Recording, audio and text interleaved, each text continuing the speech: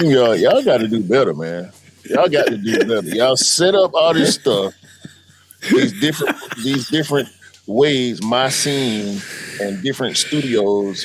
For us. We do 2 shows. It don't make sense when we in the studio for one show that is the same assets loaded for the other show. And then I create 2 scenes, one for each studio, and they the same too. Like, what's the point of even having this stuff on the damn website if it don't do what it's supposed to do? Hey, bro, that's a good way to start the show. Rant time. Damn, man. Do better, stream, y'all. Or y'all gonna lose the customer for sure. Hey, that's crazy.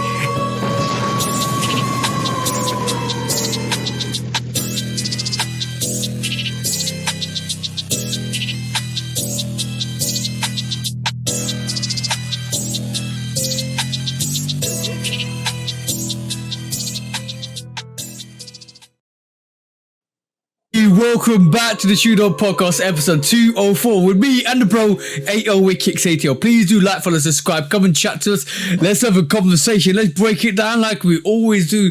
And please do check out all the social platforms, YouTube, TikTok, Instagram. What is the Discord, bro? I might have been saying it wrong. I think the Discord is Shoe Dog Pod. Well, you heard it first day now. It's the right way. Shoe Dog Pod. What's the Discord again? Wait a minute, let me check. I'm sorry to slow down the intro. I'm sorry. Okay. That's fine. No, we started with a rant. The Discord is Shoe Dog Podcast. Okay, and what is the Patreon, bro? I've been saying Shoe Dog Pod, but it might be Shoe Dog Podcast.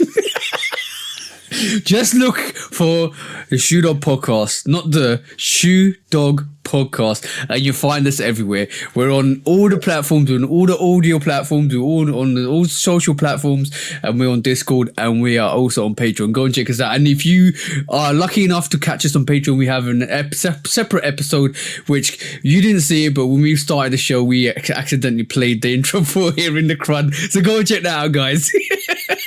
Yeah, that's why Q was ranting, because StreamYard just don't separate studios. But yeah, that's the nothing matter. That's a technical battle. Q will be on the keyboard tonight, ranting to StreamYard, so that'll be fun. Hopefully they sort it out. And also, what we're here to do this week, bro? Same thing we do every week. Try to take over the world. Hey, that's the one, bro. That's the one, bro. How you been this week? I've been needing more vitamins this week because the pollen counts is through the roof. Oh, yeah. I had to get some eye drops for the missus because her eyes were getting sore with the pollen as well. So I can feel your sympathy. It's getting worse, bro. Like I don't know what to attribute it to. I mean, it's always bad in Georgia. Georgia in the U.S. is one of the more pollinated states because we have such a variety of plant life here. It's like over 100 different types of oak trees, and it's the oak pollen that's the worst because it's the thinnest. Like pine pollen is real thick, like you can see it. It's like yellow snow in the air, not literally snow-like, but it's like a yellow haze. And if you stand still and just look at nothing, you can see the pollen flakes, especially when it's tumbleweed of pollen. Yeah, bro, it's like a cyclone of pollen constantly. But the oak pollen is very dangerous because it's pretty much invisible to the naked eye. It's high, very, very high counts. So when you think it's the pine pollen, the yellow pollen that you see that's making you sick, no, it's the invisible oak pollen that's making you sick. So it'll congest your lungs and all that stuff. Yeah, I hate that. Like, that's lethal, bro. I ended up with sinusitis, or however you say it, a couple years ago. Ended up in the hospital for 6 days. Like, it's no joke. I was going to quote a little joke there. I thought it was a super mutant power, but it doesn't sound like it, bro. You remember when I got sick, man? I mean, we beat around the bush on it. when we finally did come back to record. But yeah, I was in the hospital for 6 days, bro. And now I got to take different types of allergy medicine just to be able to breathe and function through the spring and the fall, because it's not so bad in the summer. It's grass pollen in the summer, then there's weed pollen in the fall. So I got sick in the fall off the weed pollen because the weed pollen is invisible also. So you think you're safe because it's not yellow outside. No. Pollen is still in the air. And with, again, the amount of plant life that we have in the state of Georgia, you never know where it's coming from. Like, it's probably mostly ragweed, what they call ragweed, but you never know, bro.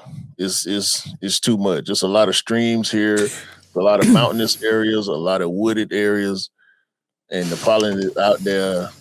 You only safe when it rains. Bro, remember, it reminds me of that movie. I have to Google it up quickly what the movie name is. The Happening. Remember The Happening? Where plants just kind of like, yeah, bro, plants are evolving to kill humans. Slowly but surely, bro. We've been killing them forever. Yeah, to fight back. Earth is going to defend itself. That's what people fail to realize. Yeah. You can pour concrete. That grass gonna find a way to grow up through that concrete at some point. You know what I'm saying? Like, yeah. You can pull roots all you want. The earth is gonna find a way to defend itself. That's what it's made to do. That's why when you go out in nature where it's uncivilized, you will die. Bro, 100%. Like, you gotta be careful what you eat, how you need to be a real survivalist to survive in the jungle, because if you eat the wrong thing, you're gone. Like, you are gone.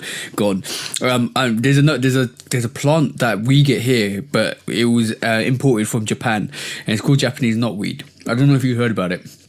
But that thing will go through anything. Like, if you take it home with you, bro, and it plants itself, your house is done, bro. Like, it will go through concrete. Are you talking about kudzu? Maybe. I need to.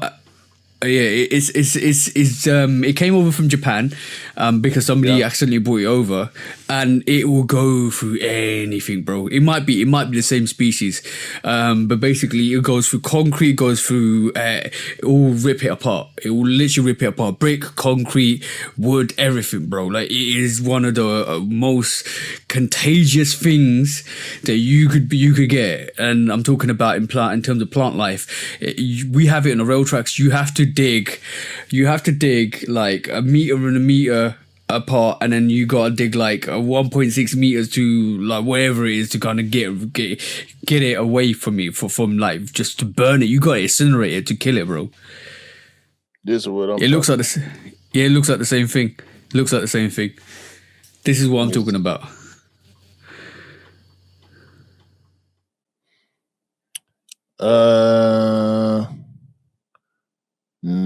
It looks similar. It's Japanese knotweed. It is. I'm gonna look up other names from Japanese knotweed. It is lethal, bro. Yeah, I've been seeing kudzu my whole life. It's designed by the Japanese government as an exhibition of lush gardens to showcase Japan's. To showcase the country's plants. The large leaves and sweet fragrance of kudzu blossoms garner much notice from gardeners. It takes 2 to 5 years for consistent treatment to kill it, and you need professional contractors to dig out the roots and contaminate soil to prevent regrowth, because it is that contagious, bro. Yeah, so kudzu was was brought to the U.S. to help control erosion. It says here in the states of Mississippi, Georgia, and Alabama, they planted kudzu in order to hold soil in place and prevent erosion, to try to help farmers. But now it's a plague. Like, yeah. If you find like like you said, it covers railroad tracks. It climbs walls. It'll engulf your whole property if you don't get rid of it. So yeah, we probably talking about the same thing. It only takes 0.50 gram of it to survive for it to regrow. You know how thin, how small 0.50 gram is, bro. That's nothing. They say it's edible. Maybe we should start eating it. You gonna rinse that, bro? They say it's used in medicine too.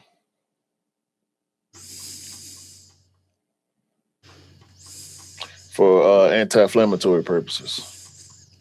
You gotta dig. I was wrong. You gotta dig 3 meters radii or 3 meters box and 3 meters down to make sure from the roots, from the end root, bro, to make sure he doesn't survive.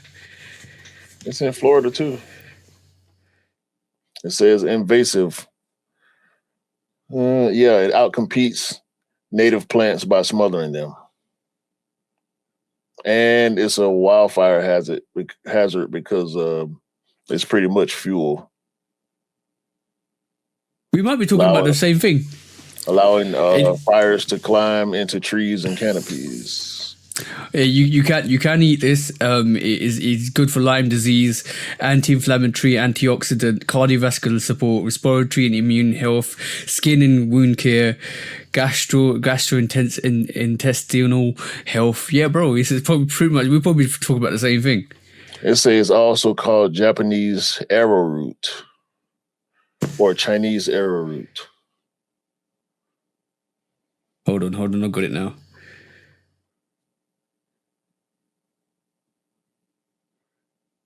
Which y'all probably Japanese got a different name for it anyway. We're doing some research here today. Hey man, this stuff is important, bro, because some people might have kudzu on their property, don't realize what it is, and just let it grow thinking this will come and vine. It's not the same. It's not the same. Japanese it's Japanese knotweed is not the same as a plant as Japanese arrowroot, most commonly known as would you say is kudzu, yeah? Kudzu, yeah. Japanese knotweed grows as an upright shrub-like plant and with hollow bamboo-like stems that can reach 3 meters in height. And arrowroot is a viney plant that climbs and smothers other vegetation. So it's different. It's different. But okay, cool. We're past the 10-minute mark. Oh, interesting fact, right? I didn't know, and I don't know why the missus knew this. Back in the day, if you were caught in Japan, like if you were a criminal, they'll tie you down, right, to the ground, and the bamboos used to grow through you. The bamboos grow at such a speed that it'll kill you in a matter of days. Holy shit! Unalive. Yeah. And yeah, while alive, bro. And my missus told me like this fact. She was like, we were talking about plants. I thought I introduced this. If you were a criminal, there'll be bamboo shoots, right? There'll be like, I'm talking about really shallow. They'll tie you down, and in a number of days, you hear just shoots. If you're in the forest, you can hear them grow. You hear crackling, and that's bamboos growing. They grow at such a rate that it will kill you within days. It will go through your body within days. That's how they kill you, bro. Bamboo is strong as F, bro. You keep saying kill. You're not supposed to say that word. Oh, sorry, bro. Unalive you. It's too late now. You done said it like 5 times. I said it too, hell. Yeah, I can believe that. I mean, hell, I can see somebody tying you down somewhere where kudzu or the nut root growing and let it smother you to death because it seeks life. Do you know how quickly bamboo grows? No. Some species grow up to 35 to 40 inches per day. Wow. That's crazy. Enough right there. That's enough to penetrate a body. Yeah. Wow. Sheesh. Yeah, there's ways of that's torture, bro. 100% torture. But yeah, on a lighter note, bro. Hey? I'd say 1,000%. Yeah. On another note, how was your week, bro? The more you know. We try to bring interesting facts to the pod. The more you know. Yeah. Well, how's your day, bro? It's cool, man. I'm just chilling right now. Trying to get my mind ready for this festival. Ooh. One of the biggest, bestest festivals of the year, which is the Marietta Food and Wine Festival, which we will be attending, me, the dancing lady, and my sister tomorrow. Hey. And I'm thinking about unleashing the future of dunks on the festival. You should, bro. Go in heavy, all star. I mean, I have not worn them out just yet. Is it going to be muddy? Is it going to be sunny? It's going to be indoors, outdoors. It's going to be. Where the hell are my dunks at? I got so many sneakers stacked on top of each other. It's outdoor. The weather is supposed to be nice in the low 80s. Hopefully it ain't changed since the last time I looked at it, but actually it's supposed to only be 70, which is nice. High of 70, I ain't mad at. We're supposed to start out in the morning in the low 50s and get up to around 69, 70 degrees by 5 p.m. So, yeah, it'll be a good time to bring out the futures. I was going to wear some shorts, but now probably just going to go ahead and wear some jeans with them. Yeah, that'd be good. Maybe some slacks. I don't know if I got the right color slacks because, them futures got all type of shit going on. Yeah, you made me laugh with that comment. He goes, "Where's my dunks?" Because I saw a video today. I think I might not send it to you, but I saw a video today. You know how we always like. Do you ever seek your missus' approval for sneakers? Yeah, all the time. Yeah. You'll be running up to your missus and saying, "Oh, look, I like these. I should get them." I saw a video which is quite funny because I think most guys or most people who are sneakers all have that same reaction. They want to show their partner their sneakers.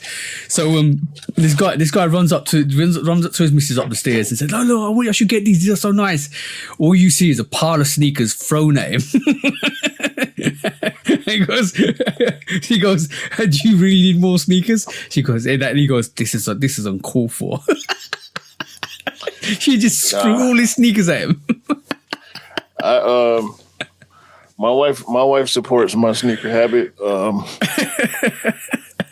She's glad I'm not where I was 2 years ago, or maybe 3 years ago at this point. I want to say, was it 2023 when I went that one July? I bought 6 pairs in a month. Oh yeah, I remember that. And that is kind of what got me to where I am now. Because when I look back at it, I have to go back and actually check and see what all I bought that month. But I think I only kept maybe 2 of those pairs. It happens, bro. You said it before. We end up being hype beasts sometimes, and all of a sudden the sneaker comes out. You just need to get it, and all of a sudden you get it. You're like, why did I get these?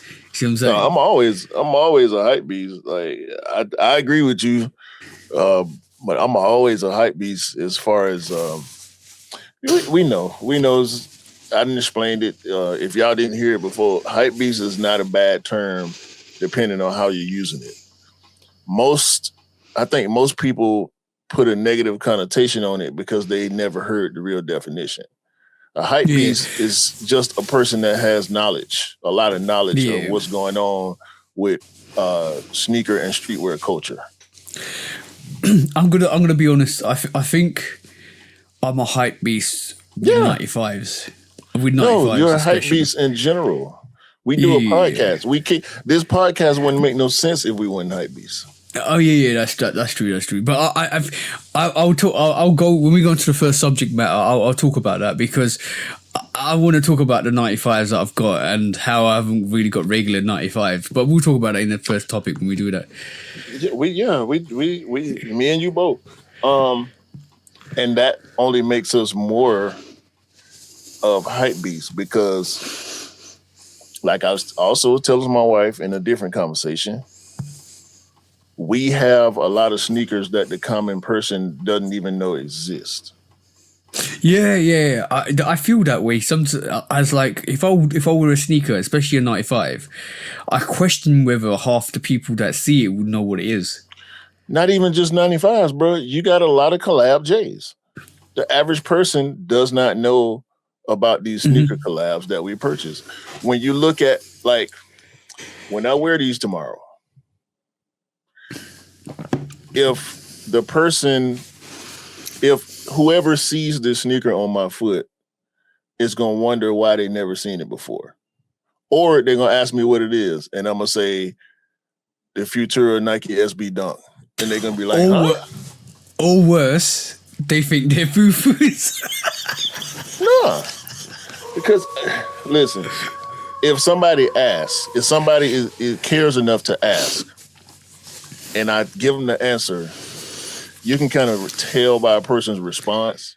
Like, some people would like to act like they know and be like, oh, okay, and just leave it alone. But if they say, well, what? Say that again? We'll say Futura. Futura is a famous street artist. Nike SB, which SB means skateboarding. And this is a dunk silhouette. So it's the Futura Nike SB dunk. Look, Futura's signature right there. Yeah. You know what I'm saying? It says the name of the shoe on the shoe. You know what I'm saying? Just tell them it's better than the Travis Scott. They'll believe you.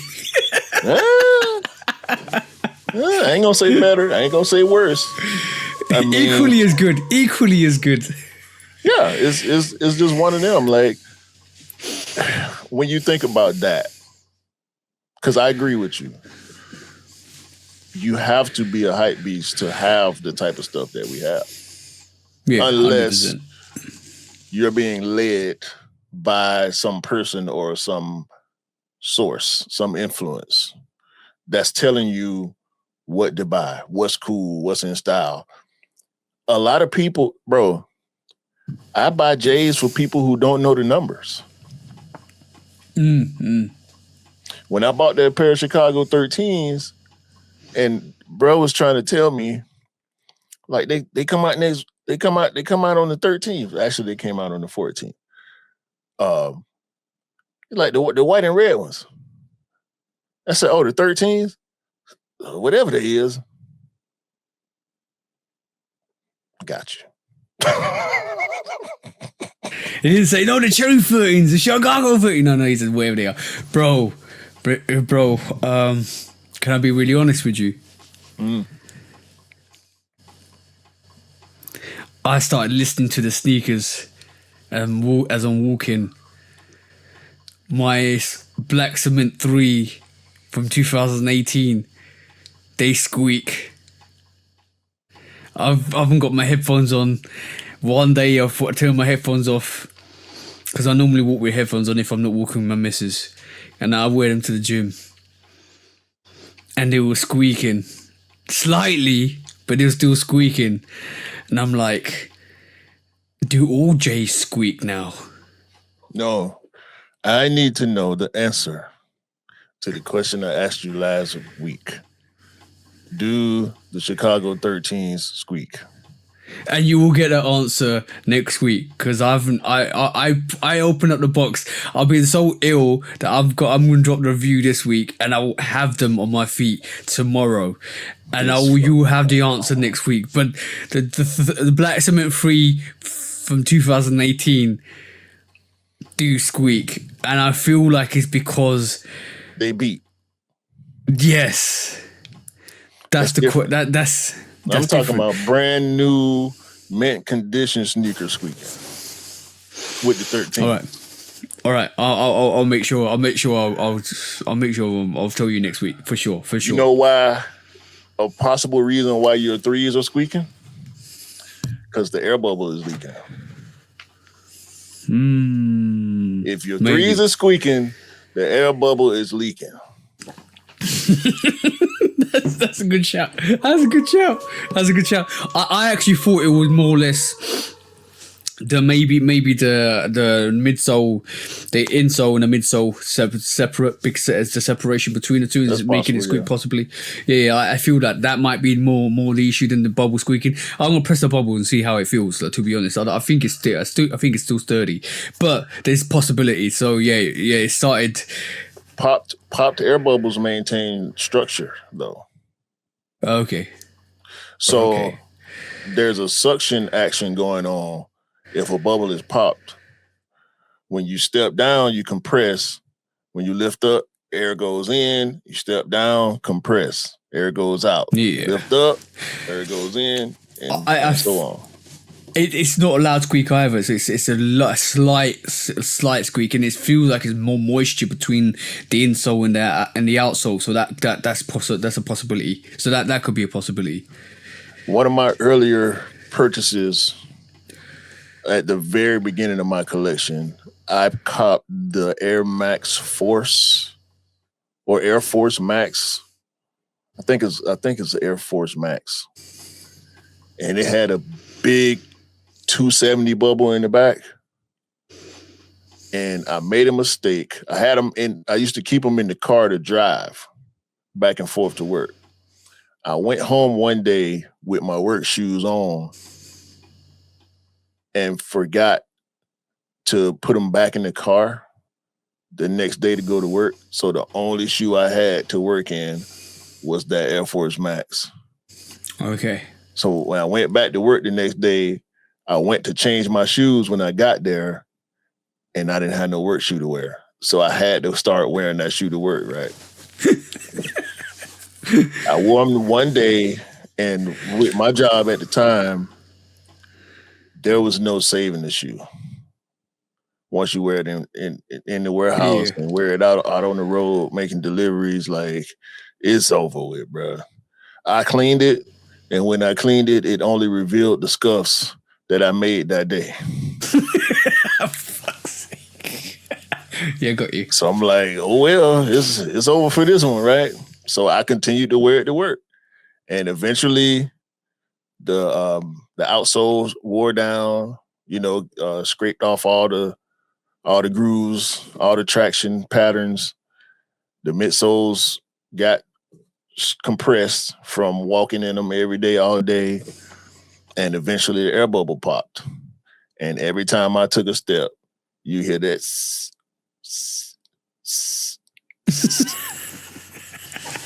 because it was pulling air in and blowing it back out every time I took a step. Oh shit, yeah. Bro, that's the Squeakers too, the Squeaquel.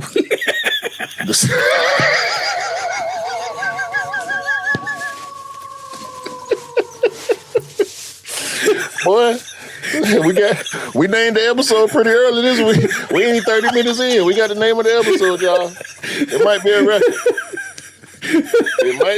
I ain't gonna lie. That's it, bro. That is the one right there. You got it. You did it. And as soon as you talked about that having shoe, bro, it came into my mind. Squeakers right 2's the Squeaquel. You did it. By the way, I didn't even mean to do it. I was gonna say, I was out with the missus today, and I find some of these new shops are very pretentious. Because I went in, right, and missus wanted to go for a loo break, so I thought, you know what, it's a coffee shop, so we'll go to a coffee shop, and I'll grab a coffee, and she can go to for everybody to the bathroom. When he said the loo, that means the bathroom. I just got to translate for the US people. Yeah, that's fine. I understand. Not everybody's verbally accurate like verbally I'm bilingual. like we are. It's okay. Yeah, exactly. So I'll explain to you what happened. So I'm ordering a coffee and I want a cappuccino. because one of my favorite coffees is a cappuccino, like frothy coffee, right? Coffee, coffee. And I'm like, frothy coffee. Sorry, bro, I'm killing it today. So a frothy, I want a frothy coffee cappuccino. So I've gone in and I said, "Can I get a cappuccino?" And she goes, "Okay, cool. We only have oat milk." I was like, "What?" We only have oat milk. We don't have whole milk. We don't have semi-skimmed milk. We don't have almond milk. We don't have anything because of oat milk. And we know, I know this. 'Cause I know all of a sudden oat milk is not very good because it's very high in sugars and it's insulin spiking and it's got all of this rubbish in it. And it's been declassified as in the UK has been declassified as milk, so it's no longer milk. You can't regard oat milk as milk anymore in the UK. So I didn't want it, so I just got black coffee. My missus came out from the loo. She says, "I can't go to the loo," because how comes? Because we went to a different venue then to go to the loo for her, or to the toilets for her for a toilet break. She said, "You go in. It's mixed toilets. It's open toilets. I ain't gonna sit down and go to the toilet when it's all open toilet and anybody can see me go to the toilet." I was all right. Let's get out of it. Yeah, and then she told me this is a vegan place that does vegan coffee and food and nothing else. And if I'd known that, I wouldn't have never gone in. What kind of freaky ass coffee shop is this? I don't know, bro. And I'm like, nowadays, being pretentious is like common. Like I just want, like when you just want to go to a coffee shop or any restaurant place, and you just want to see the menu, and you want to see your options, and you have a vegan option, you have kosher options, you have different options, but you have all the options and choices, and you go to a place and it gives you everything that you need. But now they're refining it to you have this place only caters for one thing. I'm like, when did that happen, bro? Like, when did we just go from being open and exclusive to everybody to just being pretentious and being only vegan or only non-meat or only vegetarian? Like, when did that happen, bro? It happens. It's been happening for a long time in the US. I mean, vegan is trendy. Vegan is, dare I say, a fad for a lot of people. Yeah, but tell that to the girl who actually tried to, or the woman that actually tried to eat fruit for the rest of her life and killed herself within 28 days. I mean, that's on her, bro. Like, everybody needs a certain amount of protein. You can't. And nutrition and vitamins and minerals and that you don't get from fruit or veg. I mean, if you're not supplementing that stuff. That's what they don't tell you. That's what they don't tell you either, bro. Go on a vegan diet. Like, vegans like to pretend that everything that's alive has a soul and it can hear you and it can feel, it has feelings, and like spinach ain't got no feelings, bro. Like, you're not finna tell me that. I mean, I get it, right? In the interest of being humane, some people are against the killing of animals. Mm-hmm. If you want to be vegan for that reason, Edison Chin, cool. If you don't like using leather because you think animals will get abused, all right, whatever. But don't try to force that shit on everybody else. The people who go to that freaky ass coffee shop are probably a bunch of people that I would rather not be friends with. To go to such a place or to be a part of such a place probably means them the type of people that try to force their lifestyle on everybody. No. I would never force my lifestyle on it. Look, bro. I train a lot. I keep active. I love sneakers. I work my ass off, but I'll never ever try to push any of that on anybody else, because from my perspective alone, I know to be me is to be unique as me. Like I can't expect somebody to do what I do, and I wouldn't expect me to do something that somebody else does. What brings me joy doesn't bring other people joy. So like, why would I ever want you to, like, even from a faith wise, I'm Sikh, so I believe in what I believe in spiritually and everything like that. But I'll never ever try and convince you to come, like, yo, convert to my religion. No, whatever heals you from inside, go with that, because that's probably the most thing. That's the most helpful thing for you. I would never want nobody to kind of I would never sit there and try and convince you that my religion is better than your religion because of this. No. Never, that never comes into my mind. Whatever heals your soul, go with that, because that's true to you. See what I'm saying? Yeah. And I've had that. Exactly, bro. I've had that thrust upon me. Like me and my missus was in a not in an Uber, but this was before Ubers came around. We was in like a not a black cab either. It was just like a random taxi that you get from a supermarket. So we grabbed one. We had shopping. This was before I was driving. Years before I was driving, or got my car. And basically, the guy's sitting there and he asks about my religion, what my faith is, and then he starts preaching to me like, you should become a Christian. You should do.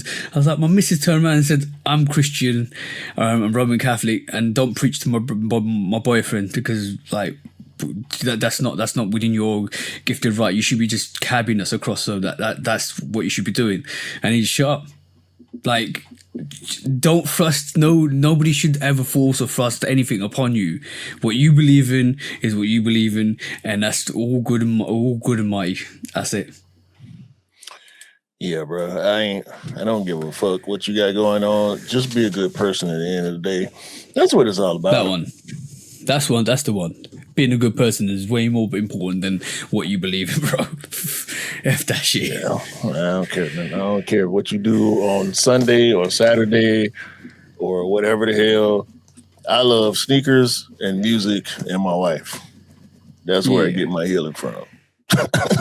Yeah, and my mama, exactly. My sister, and my friends, my real friends, not you fucking haters pretending to be friends. Yeah. And goodness, and just general goodness, you know.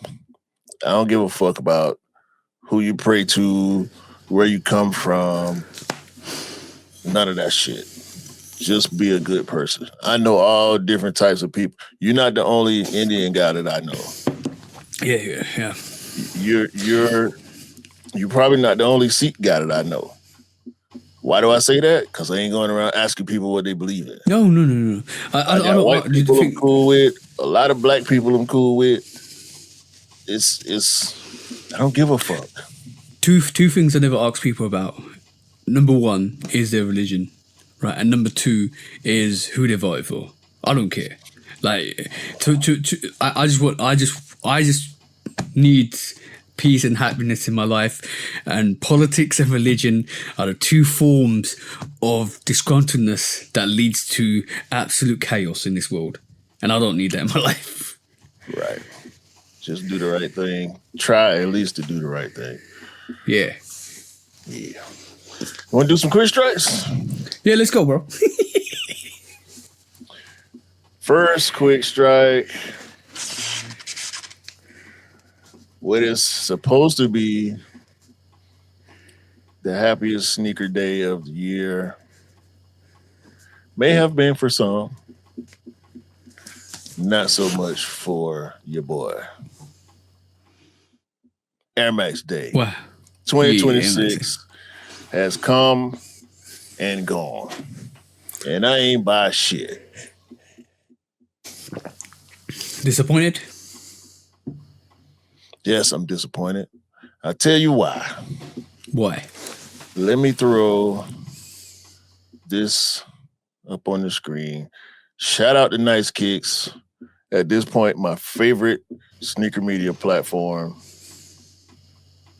We got the Air Liquid Max on Air Max Day. We also got the Air Max 90 Infrared 3M. We got one of the pairs of the Pata Air Max 1. Okay. We got both pairs, the lumber and wood pairs of the Ducks of a Feather Air Max 95.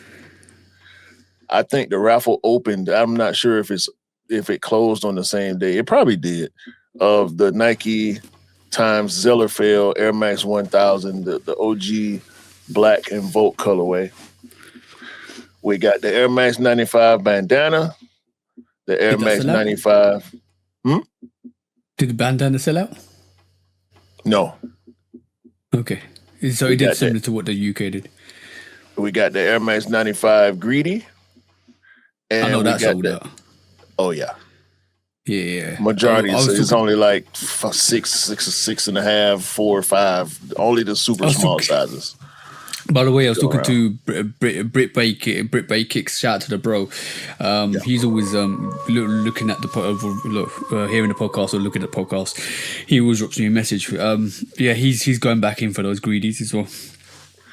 and last but not least, the pink foam Air Max 95 released, and Nike also restocked the neon 95s on Air Max Day 2026. Sheesh. So, I'll tell you a little story about why I'm pissed off. And I'm going to say this with my whole chest. Fuck Snipes. Snipes is a retail store, for those of y'all that don't know. Snipes has an exclusive access release program, right? Early access, actually. And so what Snipes decided to do is put the Air Max 95 Greedy on their early access release, right? I've tried before. I tried for the neons there. I also tried for the 13s for the bro and maybe another pair. So I go in, I actually get the W, quote unquote W, right? Air Max Day is the 26th, which is when everybody is dropping it. I was mistaken too. Let me correct myself real quick. I thought the Greedy was dropping on the 23rd. It was actually the Air Max 95 England that dropped in the US on the 23rd. We didn't. I don't even pay attention to that. I don't know if it dropped in the UK, to be honest. Because fuck that shoe, right? So JD Sports had it listed as the Greedy by the SKU number. I searched the SKU number to find out that it was the Greedy, but later it changed to the England, and the Greedy went to Air Max Day when Nike put it on the sneakers app for Air Max Day. So everybody else moved their Greedy release from the 23rd to the 26th. Yeah, Right. because you can't release anything before Nike releases it. Well, you Because Nike can, told but you so. it's a yeah, exactly. This ain't one of them situations where stores had permission. Like if Nike didn't put it on sneakers for Air Max Day, they probably would have dropped on the 23rd for a lot of places. Yeah. However, I get the quote unquote W where I would have been able to purchase the Greedy on the 24th, right? So boom, I get the W on the 23rd. It says, look out for a text message tomorrow to for purchase instructions. Man, them folks sent me that text message. I click on the link. It's a fucking queue for first come, first serve. No, this is what happened with my Nina Chanel release on the Jordan 3s. They dropped it, and you thought you'd got it. No, it was first come, first serve. That's absolute bullshit, bro. Bullshit. 900 plus people in the queue when I got there. I'm guessing maybe they sent it to, or they give maybe 1,000 W's, something like that. Bruh. And come to find out it was for the pink foams, which I'd have no interest in, and the greedies. So I clicked the link, and it's the regular ass Snipes queue that you get on release day for any other sneaker. I'm like, what is this bullshit? That's bullshit. 900 something people, and they do the queue bar where you can actually see your place in line, right? Yeah. Of course, size 11 is gone by the time I get to the fucking store.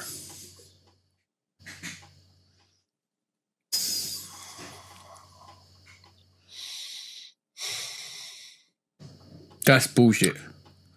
So now I'm irritated because now I know it's going to be a fight to get this fucking shoe. If they sold out on Snipes in maybe 15, 20 minutes, it's going to be a fight to get this fucking shoe. And it's only releasing at like 5 places, 6 places in the US. It's not going everywhere like you thought it might. DTLR didn't have them. The Whitaker group had them. I don't remember too many other routes. It was just the Whitaker group and maybe Hibbett who had them on raffle. But I didn't enter none of the raffles. I don't even know if we're going to get a UK release for that. It's not Y'all ain't nowhere to be seen. No, it's nowhere to be seen. Holy fuck. So Sneakers Day comes. Go to Sneakers. Of course I get the L. That shit was flooded because there's neons there. There's pink foams there. The Air Max 90s there. The bandanas there. Nobody gave a fuck about the bandanas. They sold out on Sneakers, but you can get them at a lot of different places right now. Full size run on the bandanas, which is crazy. Because I thought that sneaker would sell better than the Greedy, but it didn't. Took the L on Sneakers. By the time I get to looking around, it's a 10.5. It's a 10, but ain't no fucking 11s. I felt so played, bro. That's bullshit.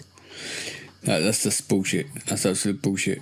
But I didn't go as hard as I could have. And I said to y'all in the group chat, maybe I'll cop, maybe I won't. Yeah, you did say that.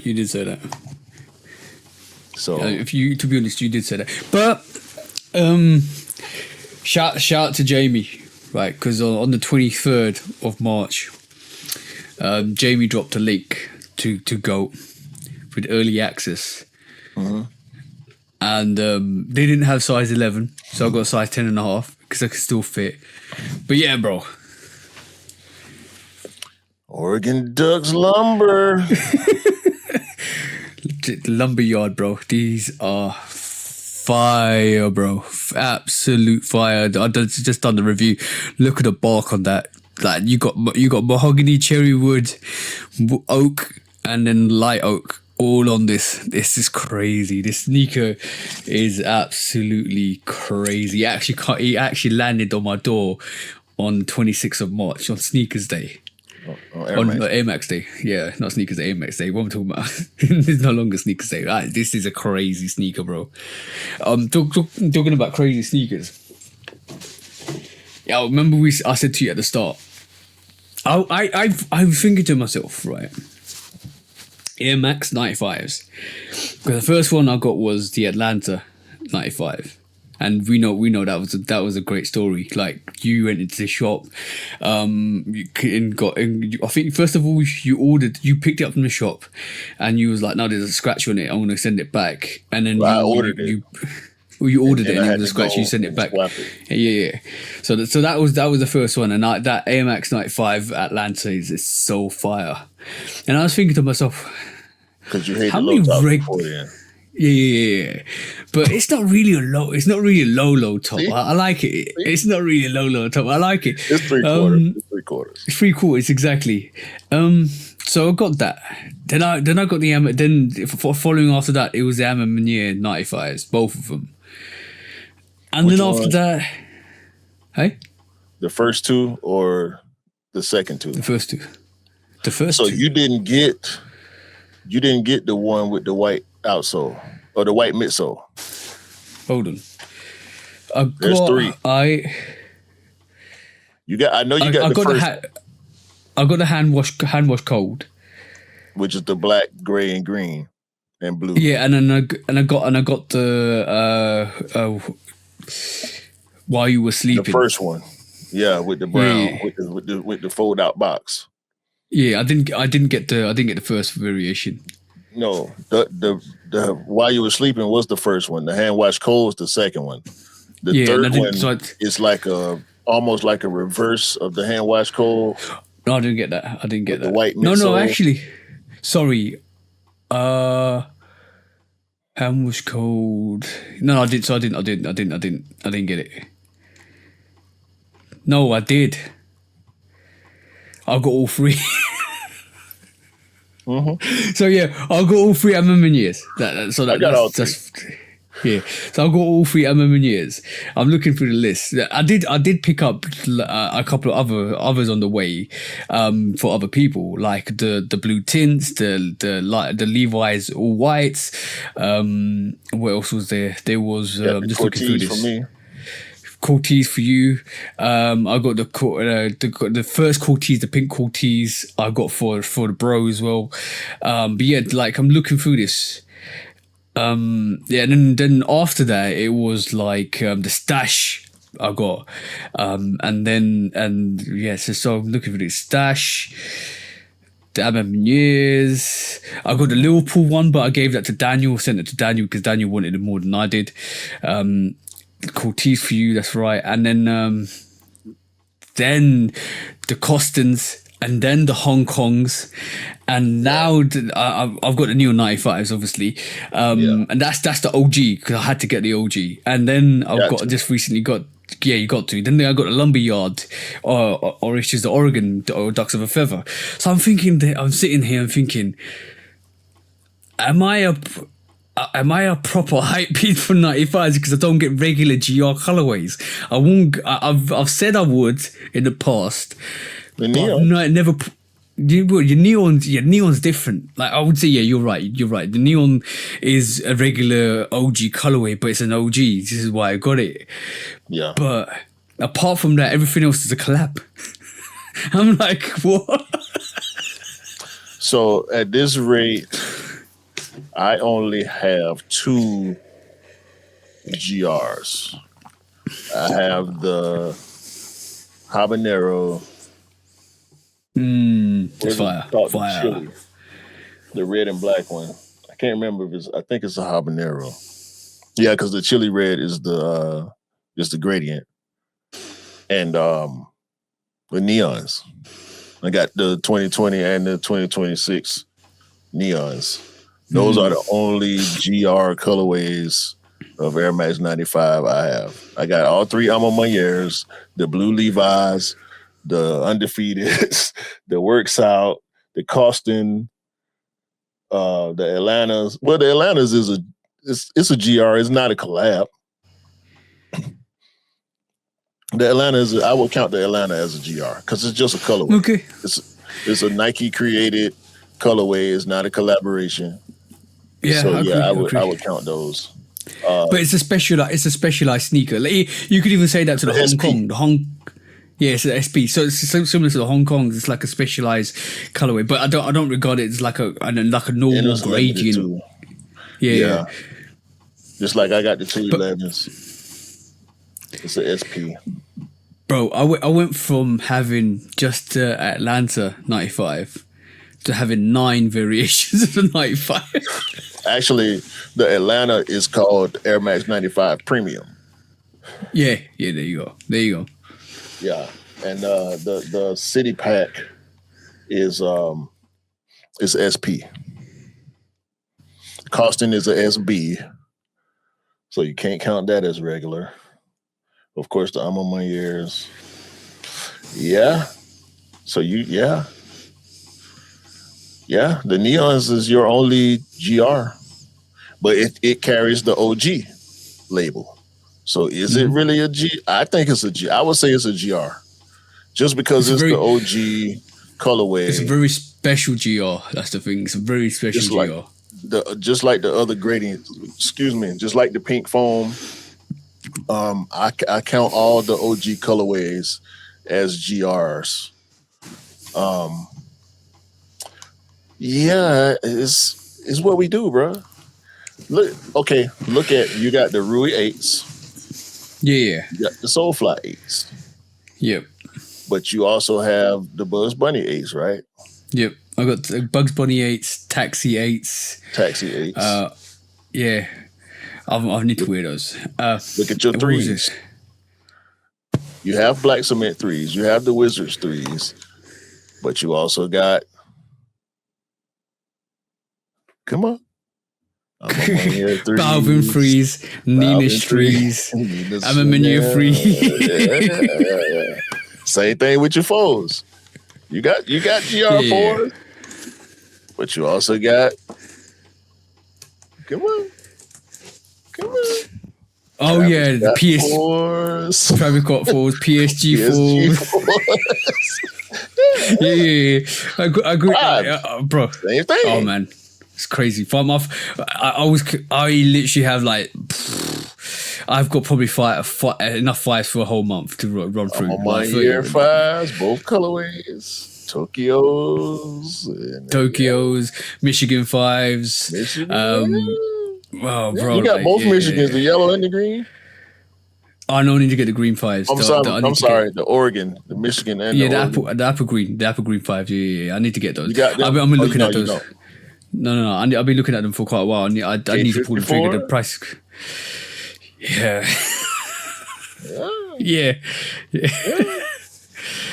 By the way, my eights. I've got playoffs. I've got the playoff eights, the Bugs Bunny eights, the Aqua eights, the Taxi eights, the Soulfly eights, the Rui eights. Yeah, so like I see what you mean, but with the 95s, it's more refined. It's just like OG, a really special OG, and the rest are like really good. I would say really special collaborations for me personally. Yeah. But yeah. To be honest, when you do put it that way, it's like I'm being hypocritical, because when it comes to other silhouettes, I do get a lot of GRs as well as a lot of really special sneakers. I don't think you're being hypocritical as much as you just buying what you like, bro. Like, that's why I said earlier, to be a hype beast is to have knowledge of these things, to be able to go in for these things. Yeah, for sure.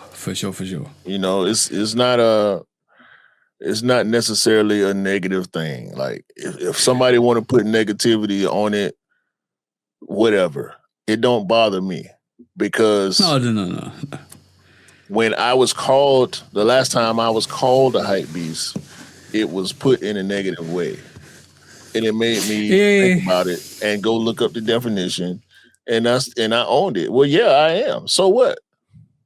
I think the word hype beast is changing and it's evolving slightly over the years. I think it's taken on a whole different meaning, because like if somebody calls you hype beast, for me and you personally, to both of us individually, if somebody called us a hype beast, I think we can pull out at least, I don't know, I'm not going to put a number on it, but I think we can put out a whole range of GR sneakers that sat there and we still got them. And so you can't be classified as a person that just picks up collaborations, because even in the 95 range, the Atlanta 95, it sat. So you see what I'm saying? So we still picked it up. We still love it and pick it up and still think it's an awesome sneaker. See what I'm saying? But when I did my reel, for Air Max Day, it was probably 80% collaborations. But that's the other thing. That's the other flip side of it as well. If somebody comes at you a different way and says, "Oh yeah, you don't have any special sneakers in your rotation," you got the Shishiga 4s. You can pull them out. Yeah. A lot of people don't know what that is. You can pull out so many. Know what that is. Exactly, bro. So like we could pull out so many different things and so many different ranges, because I think our fingers are in so many different areas of pies within the sneaker game that we love our GRs. We got a pool of GRs that we love. We love our really exclusive stuff, and we love our really collaborative stuff as well. And I feel like that's in tune to being an overall a well-rounded sneakerhead, because you can go into different bags. I got 3 pairs of Air Max 1s. I have the Pata Monarchs, the first Monarch. I have the COJP, and I have a Nike ID. Yeah. I got the OG Griffeys. I put that on my reel. I got 3 pairs of Diamond Turf 96, none of which are collabs. I wish I had the Coach Prime pair, but it was so limited. I tried for it, but I couldn't get it. So I got the regular black and white OG. I got the white and black OG that Kendrick wore in the Super Bowl. The only reason I bought it is because I saw Kendrick wearing the Super Bowl. I'm willing to admit that. But it's still a GR. Yeah. And I got the 2018 San Francisco colorway.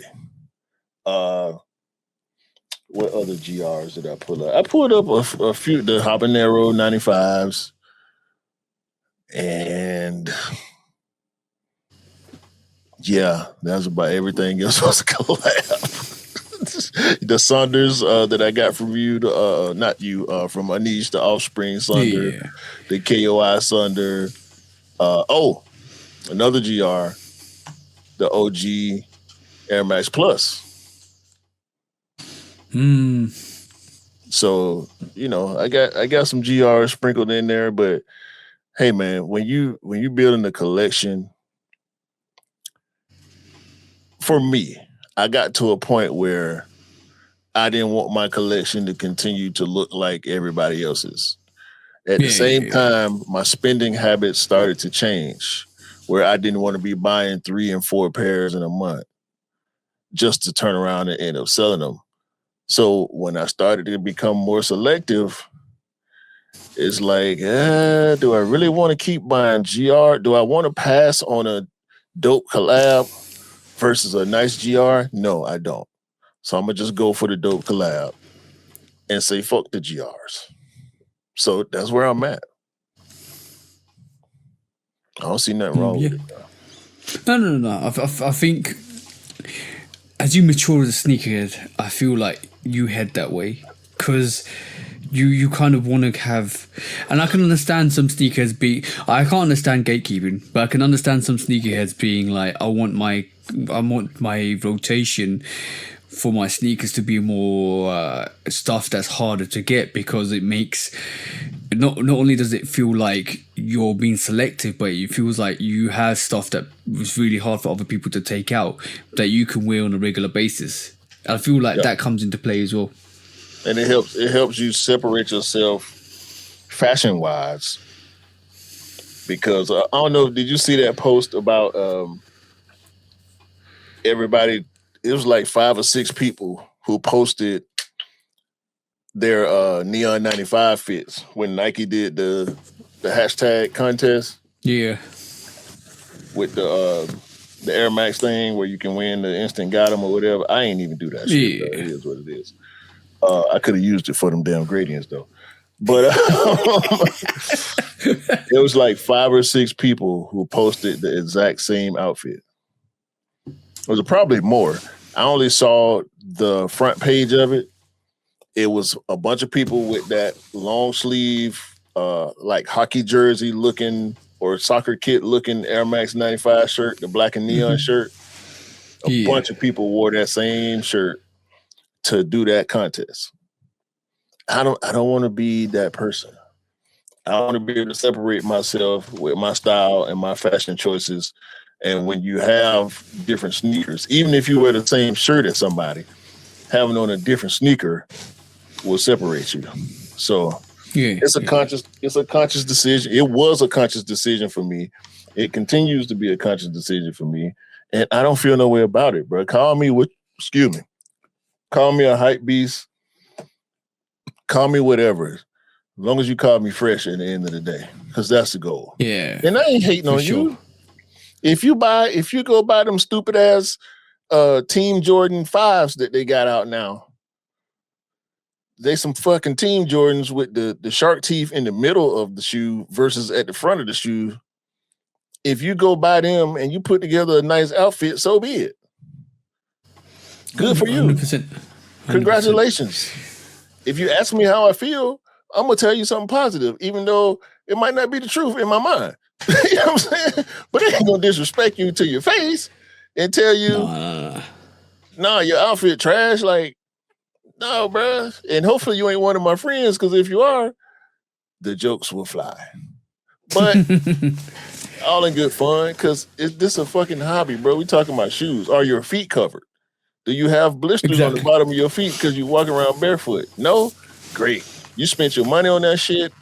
How do you feel about it? Fuck how I feel about it. It shouldn't matter. No, it shouldn't matter. You know what I realized, right, is even though I do reviews and stuff like that, and I try to give people reviews and stuff, I use my YouTube more as a reference to what I have in my rotation. I'm not gonna lie, bro, because we were talking about it. We were talking about the 8s. I was like, what 8s do I have? And I just quickly Googled. Went to my channel. 8s. What 8s do I have? So this is why I actually looked up the 95s before I actually came, because bro, I forgot I had all 3 of those Minion 95s, and I'm like, okay. I could have sworn you had them, because I know we was both pretty excited about that. Yeah, all of them. Like they're so great. Such a great sneaker. I'm as soon as it get as soon as it gets a bit more warm, I'm gonna wear all my 95s one after the other. That was my other option for the festival tomorrow. Is that I'm on my year that third I'm on my year 95. That'd be a good show. It's gonna either be those, or it's probably gonna be the Futuras, more than likely. Yeah. Anyway, next quick strike. That was a long one. All right, cool. Next quick strike, we have our friendly guy J-Tips. So we know J-Tips been doing loads of things, and it looks like J-Tips is officially with the swoosh. So we saw this. We saw flowers grow in Beaverton. J-Tips signs with Nike. And we saw this. We saw his varsity jacket that's hard, Savior at the back with a swoosh, making a statement, bro. And then instantly, the last couple of days, we also see this, bro. This is the Air J Tips, a sneaker, an unreleased sneaker, as it is. Bespoke. Hey. This is a bespoke sneaker that was made at 21 Mercer. Yep, that's the one. So first of all, what's your thoughts on J-Tips coming to the swoosh? We saw it coming. I think maybe it was already in the works around All-Star Weekend, because we did see J-Tips wearing Galaxy foams. Yep. Which we mentioned J-Tips he's been heating up since his Saucony collaborations. They all did well. I thought that we would see him continue to roll out sneakers with Saucony because they did so well. The last collaboration he didn't do so well, and maybe that was Saucony's reason for cutting ties with him, or maybe his contract was up and he didn't want to continue with them. But I think it's a good thing that he signed with Nike for him and also for the brand. We need some new blood. We need fresh ideas. J-Tips is one of the most color-forward designers that we have seen in recent years. We have J Balvin already, very color-forward. Sean Weatherspoon was very color forward when he was with Nike. So I think this is a good look. I'm interested in seeing what silhouettes he chooses, and if we get some kind of version of this bespoke Air Force One. R.I.P. 21 Mercer. Yeah, RIP. I feel like we might be getting a very colourful variation of J Tips Air J Tips potentially, or that bespoke variation. But I like what he said on the interview. He goes, "New chapter. This one was destiny. I drew many nights about this one. I'm a testament of 10,000 nights and 10,000 hours. I'm the retail to the legendary example. Not only did I prove the haters wrong, I proved myself right. This one's for my city." That's him joining Nike. So Nike is one of the most, it is the number one leading sportswear brand in the world, and I think if I'm not wrong, most of the people that work in the industry would dream to have a collaboration with Nike. I don't know, man. I would like to agree with you. I don't know if these people out here are just saying clout chasing things. It's a lot of people talking down on Nike right now. But I appreciate J Tips being true to his heart and his mind. Excuse me. You can't have what we have today without Nike. I doubt it, without Nike, the sneaker game, sneaker culture would be what it is. It may be something. Of course it would be something because there were sneakerheads before Nike. But I don't think it would be what it is. The conventions wouldn't be so big. The event days wouldn't be what they are because Nike created a lot of this stuff. The hype behind the Jordans and, having limited pairs. The marketing, and all that stuff. yeah. The marketing aspect, the being a salesman aspect came from the whole Nike venture, the Nike brand. So what we saw in the early the resale culture as well, like all in the early 80s, the 90s, 2000s, all about the swoosh, having the swoosh. That was a big thing when we was growing up. So I can understand that being a big momentous thing, and this is the reason why Nike's number one, or Nike has been number one for such a long time. Without Nike, the Jordan 1 had a big ass swoosh on the side of it. Yeah. But without Nike, I'm going to be honest. Like I always say, this competition is good for the any areas. So if you have competition, you sharpen your tools. Would we have seen the same thing if Nike wasn't there and Adidas was front runner? Because the competition is not there without Nike.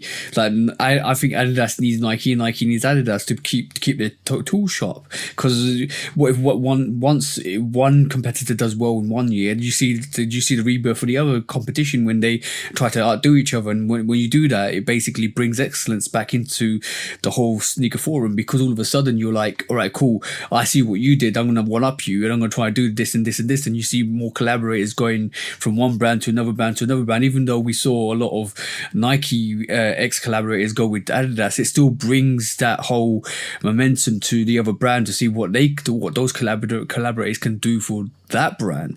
So yeah, if we didn't have that, potentially we have collaborations for one, because like we know before Nike made Jordan his own like a brand ambassador and stuff like that, and Adidas just wanted Jordan to be a what do you call it, a sports one of the others. Yeah, just a signature. But they wanted him signature athlete. They wanted him to be an endorsee. He wanted to be a signature athlete. He wanted to follow in the footsteps of Walt Clyde Frazier, who was the very first signature athlete, the first guy to have his name on the shoe. Jordan wanted that. Adidas didn't want to give him that. They wanted him to probably keep wearing Forums or maybe whatever the next basketball sneaker that they had. That's why I resent whoever the hell made that one series of pictures that took the swoosh off of Jordan models and put stripes on them, saying if Jordan had signed with Adidas. No. The people who designed those sneakers were not at Adidas. Tinker was not at Adidas. Jason Moore was not at Adidas. Them sneakers would not have looked like that. The Jordan 1 is the Jordan 1 because somebody at Nike made it. Adidas would have made something totally different if they even would have gave him some of what he wanted. I doubt they would have given him what Phil Knight was willing to give him, what Sonny Vaccaro pushed for, what Jordan's parents convinced them to do with him. And Jordan may have still been the player that he was, but it was something about the shoes that helped him, that drove him, that assisted in creating the cultural icon that is the Bastard Goat. Like, I don't think there was anything that Adidas would have been able to do in comparison to what Nike did alongside Michael Jordan.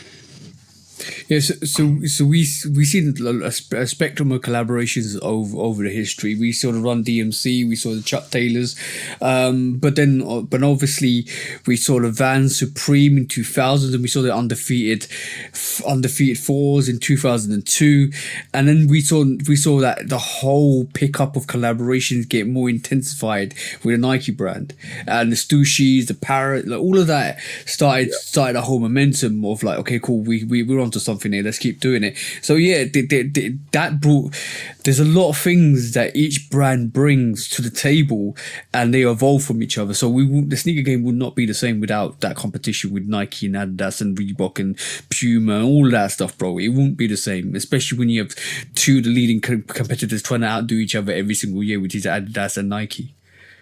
Yeah, because back to Jordan, without Jordan, Nike wouldn't be what it is. We may not be having the stuff that we got in our collections right now. And with that being said, I need J Tips to do an Air Max 95. Do you know how colorful that's going to be? I want it. I already want it. I don't give a fuck what it look like. I want it. I want J Tips to touch the Air Max 1. I want J Tips to do a 2K runner, a 5K runner, a V5 runner. What am I talking about? The 2K runner too. Hell. Yeah. I want him to do an Air Force One. I want him to do a dunk if he want to. I want him to do a blazer if he want to. I want him to do an airship. What happened to the airship? I want him to hopefully we can get a solid 5-year run out of J Tips dropping at least one sneaker a year. We know he's known for doing packs. So hopefully he can get a pack or two off in that time. Yeah. But I want him to be able to get access to the silhouettes he wants to have access to. And I want him to be able to drop packs. Mm-hmm. Maybe not 3 sneakers at a time, but I want him to be able to thrive with Nike the way he did with Saucony. I look forward to it. We know it's going to be merch. He got New Era partnerships and all this type of shit. Maybe we can do a triple collab with New Era and Nike with hats. You know, we need jackets, we need t-shirts, socks. Like J Tips I'm looking forward to seeing how creative he can be with Nike. Yeah, Nike just need to let him create. And I think the thing is, it's a good sign that with what we've seen with Tiana Taylor's Jordan 3, with Nina Chanel's Jordan 3, even with what they did with the Oregon 95s, let them J be creative, Balvin. J Balvin, exactly like with what he's doing with the fours. It's interesting to see where he went from the Jordan 3 J Balvins to having that gradient on the back panel to having more of a colourful sneaker with the Jordan 4. It seems like they're letting the creators off the leash a bit. But look what he did with the 1s and 2s. Yeah, they were crazy. The ones was the heat map, and the one was crazy, and the cloud on the 2 was crazy as well. The glow in the dark tongue and all that. Light up. Not even glow in the dark. Light up neon tongue. I still want to know where the batteries go. I still want to know where the batteries go. Maybe in the tongue. But probably most likely. But would have been really quite interesting if your kinetic forces as you walk actually recharge the batteries. That'd be a lot. That would have been a lot. That definitely would have been a lot. What you got next, bro? Next quick strike. Excuse TJ's camera. A little bit of technical difficulties there. We have some more lawsuit foolishness with Nike. Let me go to the first lawsuit. A new class action lawsuit has been filed against Nike for security breaches when Nike got hacked early this year in January. Okay. I, for one, have no problem with this. I am an official, unofficial Nike employee. However, I don't fuck around when it comes to personal information and privacy. I put as much of my life online as I want to put online. We already know, I said before, your data is out there. If you signed up to shopping platforms, you signed up for sweepstakes, you have an account with whoever, your data is out there. You got a bank account, you got a social media, your data is out there. All of these platforms buy data. Not buy data, I'm sorry. All of these platforms sell data to advertisers. The advertisers buy data to try to sell you products. So with this security breach, with Nike being hacked earlier this year, I can understand how some people may feel like they're at risk. But I ain't heard nothing so far, because it was just a couple months ago. I haven't heard of anybody having any adverse effect to the Nike breach. But I can see how a class action lawsuit may be fair if Nike didn't send out any type of notification or touching bases with the peoples whose data may have been leaked. So, but the whole situation with the data breach was based on their future planning and what they were going to innovations they had going forwards. So they guaranteed one of the guarantees was that none of the personal information or data of people was leaked as part of that. Unless you can prove that wasn't the case, then the people that were suing Nike, this could be pretentious.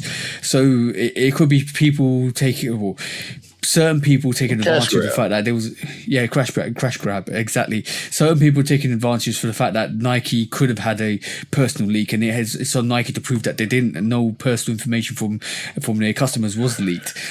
So that could be something that somebody's put in against Nike to say prove that your data is not leaked, otherwise I'm suing you, and that could be the reason why that exists. But with that with that whole leak and what we were told by Nike and what we were guaranteed by Nike was the fact that none of our personal data was leaked. It was more a breach on their servers, which actually extracted innovations and future planning, and that's what they will be blackmailed with. So that's I think that's pretentious from whoever's put that in, but it's only a matter of time that we'll realize whether any of our data was leaked, and if we do get no notification from Nike, because their instant response was, none of your data has been leaked, don't worry about that, it's just all of our archives and planning for our innovations going forwards that's been leaked. Right, we'll leave that up to the courts. Exactly. Second lawsuit. Nike has won yet another infringement lawsuit. Mm-hmm. This time against another counterfeit rep company.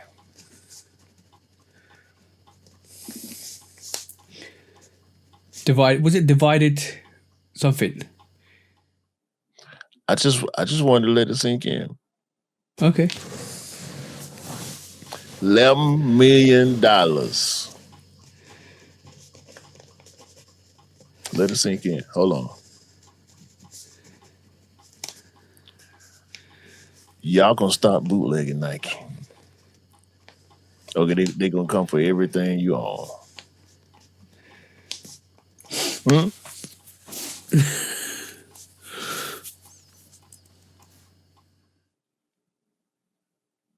You got something to add? Yeah, I was going to say this reeks of what potentially could happen in the future. We covered some of the other class acts against replicators like John Geiger and stuff like that. Eventually, they ended up working for Nike. Cortez was one of them as well that actually had initial lawsuits, and then he ended up working with Nike.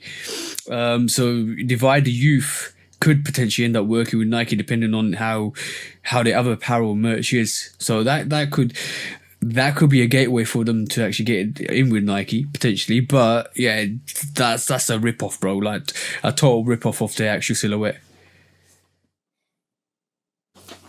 Yeah, I'm gonna stop fucking around. 11 million, you know. I hope his pockets are deep. That's all I'm saying. Facts. And last but not least on this topic, this is not a lawsuit yet, but we have yet another, in my opinion, clout chasing creator. You gonna love this shit. Reno calls out Nike for allegedly copying one of his graphics. Look at this shit, bro. Well, isn't that Michael Jordan? So how can you say the originator is copying you when the originator is actually producing the merch that they should be producing? That's ridiculous. That's actually ridiculous.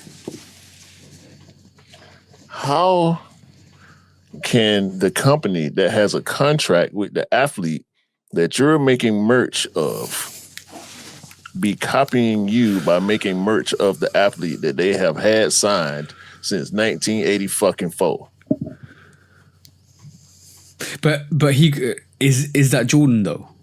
That's the thing. Like he could claim that's not Jordan.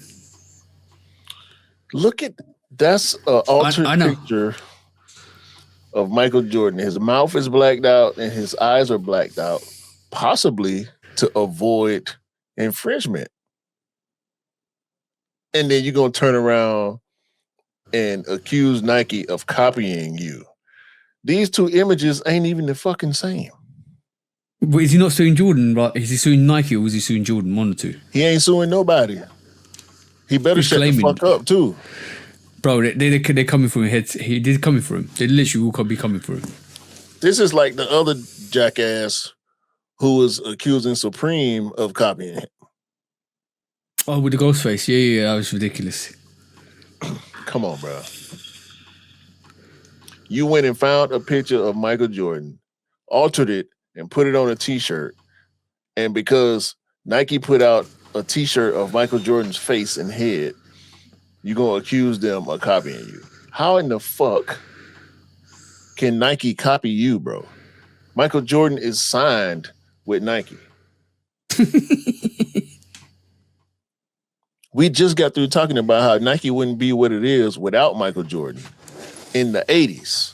And here we are 40 years later, where you're going to try to get online and say they copying you. They can do whatever the fuck they want to do with Michael Jordan. I can now understand why Nike want to copy mark the ear. He does the same thing with everybody. He got the Queen up there. He got Basquiat. Oh, that's not even Basquiat. That's Jay-Z. Or is it Basquiat? I can't fucking tell. It's been altered so much. He got Kobe. He got Tupac. He got Malcolm X, Einstein, Jesus, for Christ's sake. Who are you going to sue next? The church? Because they use pictures of Jesus? You going to sue the Christian community? You know what's going to be really interesting is because he's just put himself to the forefront. I wouldn't be surprised if some of these artists come for his scalp. Bro, if he don't think Vanessa, he better not let Vanessa see that picture of Kobe like that. You better not let these intelligent black people see you having Malcolm X looking sinister like that. Marilyn Monroe. He almost jokerizes them. The Queen. Look how he got the Queen look. Now menacing. I ain't no big fan of the Queen. Sorry. Apologize to all the British listeners. But we know it's some controversy come with the Queen. Rest her soul. However, the point is, if Tupac was alive, if Kobe was alive, if Marilyn Monroe or Malcolm X or Einstein was alive,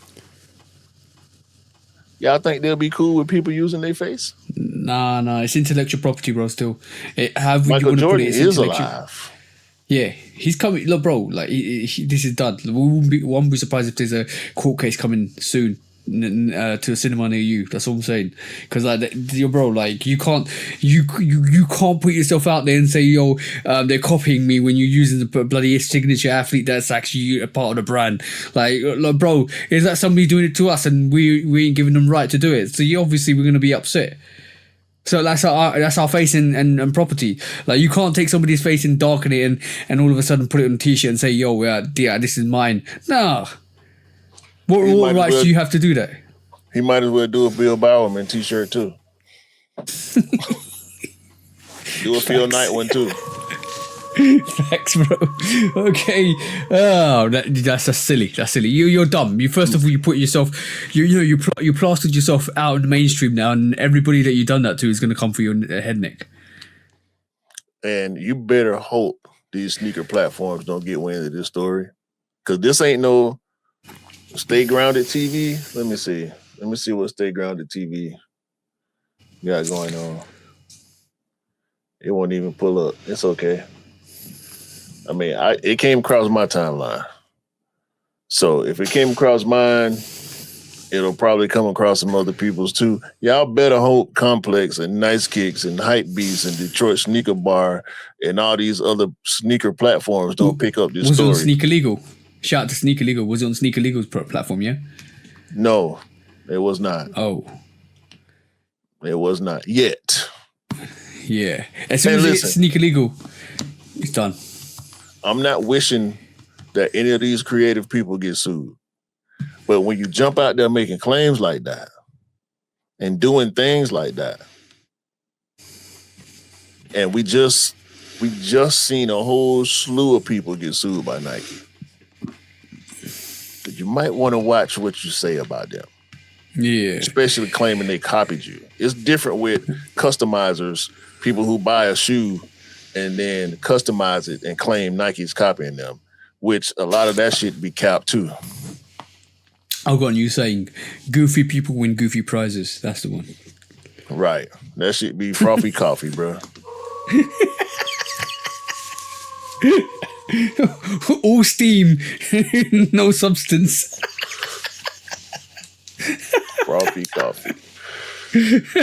That's a new one for you for this week. Look, had you Okay. not named the episode already, the name of the episode would have been Frothy Coffee. But we already got the name. It's okay. Next quick strike. We're on a roll this week. I'll think we're definitely on a roll this week. More Flight. Are you excited by More Flight, bro?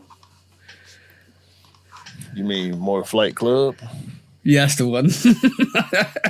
I'm glad you caught on there because it just seemed like this week we saw more Flight Club sneakers come across, which is a Jordan 1 Flight Club OG spectacular gum outsole, white midsole, denim looking uppers, shadow-esque I would like to say, but more of a pure black with white stitching look.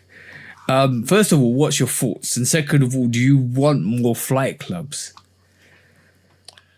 I'm not mad at it simply because I think this is a better colorway than the 4s. Oh, for sure.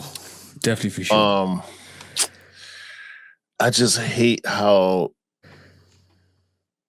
similar that 4 looked to That's a better look. The fire reds and the white cements. But I'm not mad at this colorway. It's not that we haven't seen mostly black Jordan 1s before. This reminds me of the Nigel highs. And I said it myself, so I'm guilty right now. Comparison is the thief of joy. But I'm not trying to steal joy from this sneaker. I think it's a good sneaker.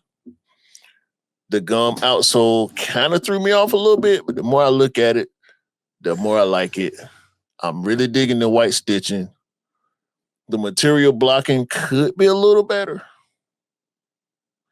I don't think it's denim. I think it's fluffy suede. I think it's canvas. Yeah, you might be right. Either one of us could be right, or both of us could be wrong. You know what it looks like? The underlays are nubuck. Just why they look ashy.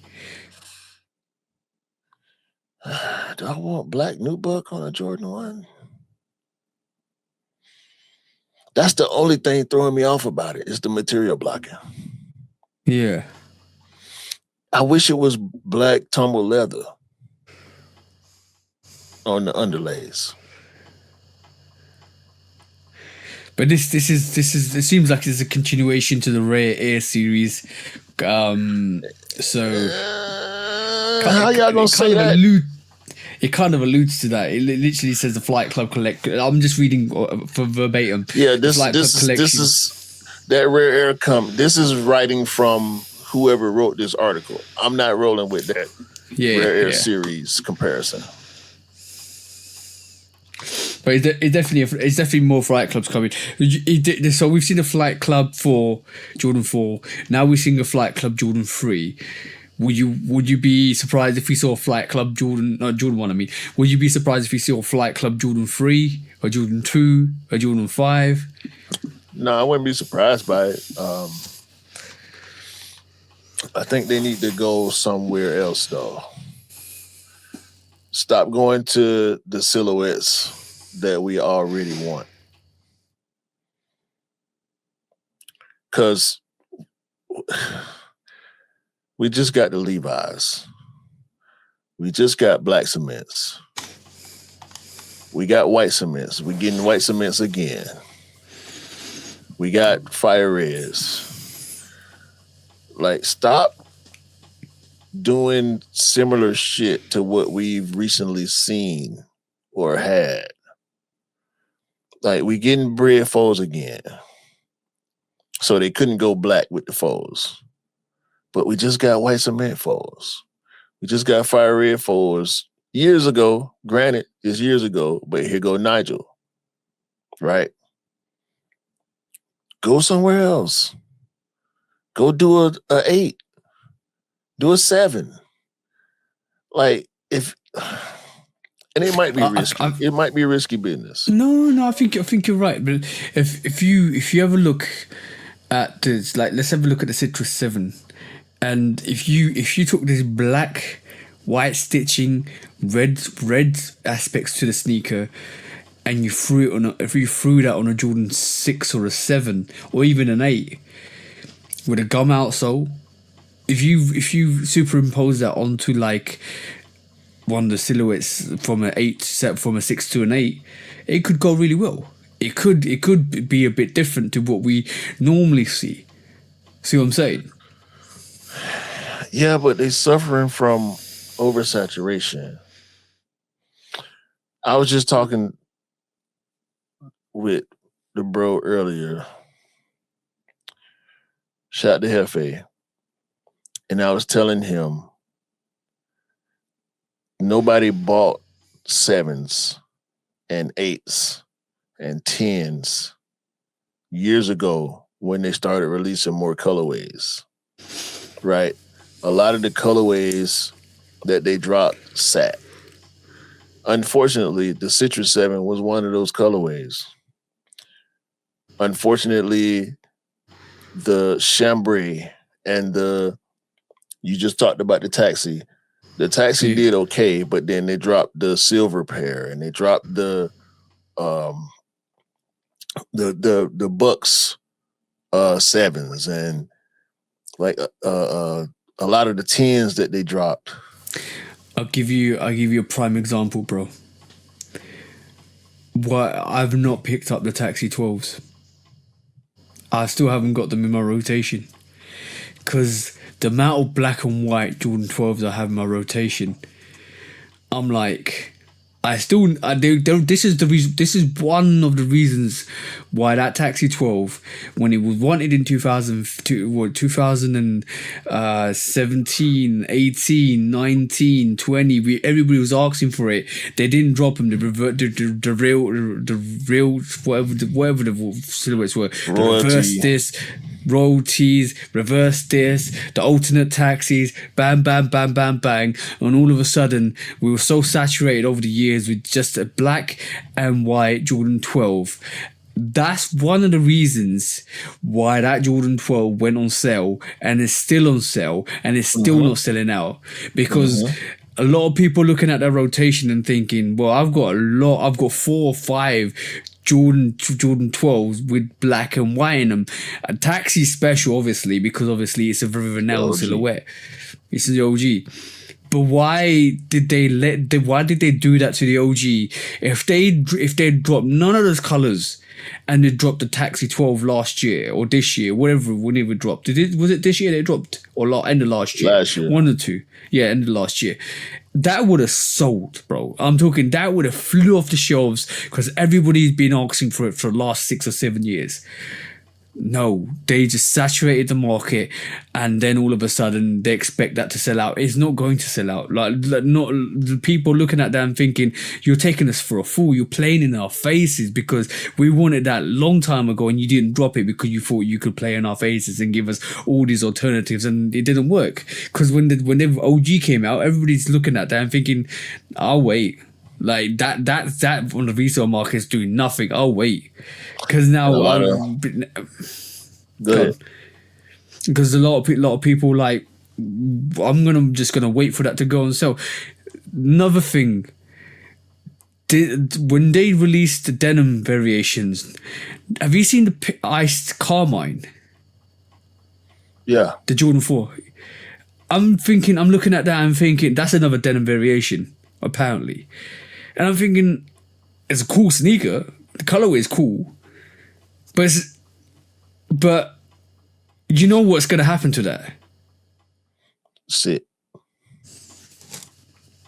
Why do they do that to themselves? The Jordan brand lives on retros, and the demand for retros, unfortunately, is down due to lack of great ideas. It's not enough to have good ideas now. They need great ideas behind materials and colorways. I'm not mad at this Flight Club series. I wasn't mad at the 4. I was mad at how similar it is to other shit that we've been getting recently. Yeah, exactly. We had the military, like we had the Jordan 4 military blacks. That started the wave. Then we had with the black cement 4s. We're getting the black cement 4s again.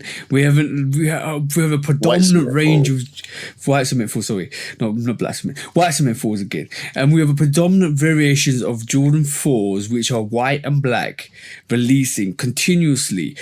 And you're like, Flight Club 4.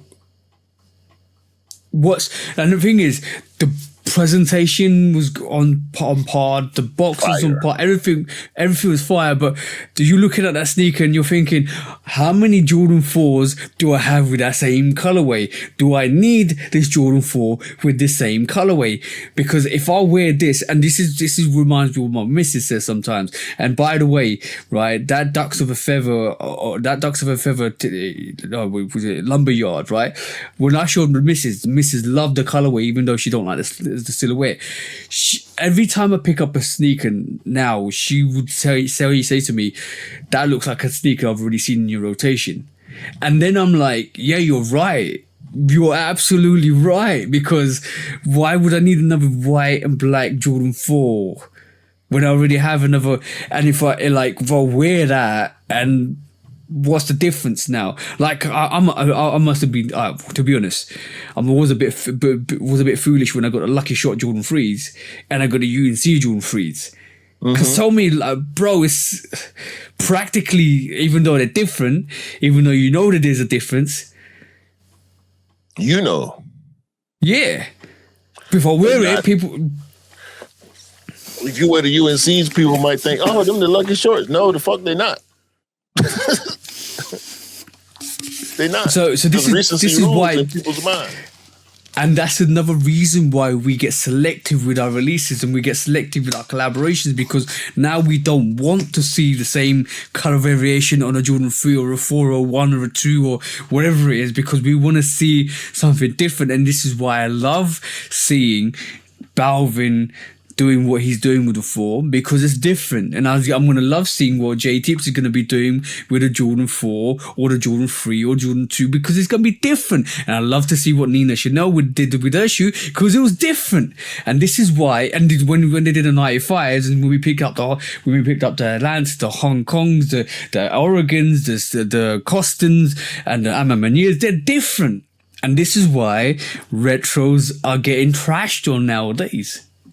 And that's why people jump in the comments and agree with fucking morons like being Baller, because he's halfway right. But for business, when you think about the Jordan brand, their bread and butter is retro Jordan numbered signature sneakers. There's only so much they can do. That's why when a Lakers comes out, a purple 4. When the last time we seen a purple 4? That shit is gonna sell. Mm-hmm. You know what I'm saying? So when they hit, they hit. When they don't, they don't. Them fucking Flight Clubs sitting on the motherfucking shelf right now. I said that as soon as that release, I said, people, don't pick that up, let them go and sell. And a lot of people messaged me back and said, you were right. And I said, yeah, because you could see it. Like, Jordan Brand need to think outside the free throw line and think about the whole court. Now, that's the difference now. Don't think inside the box. Think outside the box and let them create their magic, because they will sell. Like, making basketball references. I'm proud of you. Exactly. Thank you. But I'm right though. Just don't stand on the free throw line and keep throwing shots. Go to the back of the court and start throwing shots and get imaginative with it. You need to let the creators create, and when they create magic, it's going to fly. Tell me another sneaker last year, like the Brick by Bricks. The reason why it did so well is because it's different. It's a Jordan 4. It's a Jordan 4, right? It's a retro. It's a retro. But what Nigel did with that retro is magical, right? Let's be honest. It's different. Exactly. Who when you rocked that Jordan 4, the reason why it was sneaker of the year last year is when you rock that Jordan 4, you know it's different. Nobody else is going to be wearing that. It's a collaboration. It's very hard to get and it's different in color, right? And you know that's going to be a bang on the street. Whenever you wear that, you're going to get, and this is one of the main things what sneakers look at is you're going to get looks on your sneakers and people say, wow, where'd you get that from? That's the reaction people want. And that's the reaction people were getting back in the day with like grails and OGs and stuff like that. It's no longer the case because when you go out there, people want to see Balvin 1s on your feet. People want to see Balvin 3s on your feet and Ninas on your feet because they want to see something different because everybody else is rocking all the general GRs and OGs.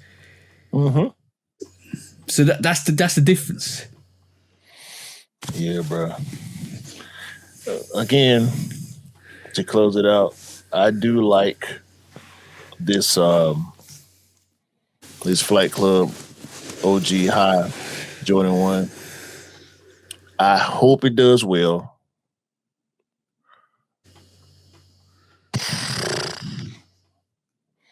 I don't think I'm going in though.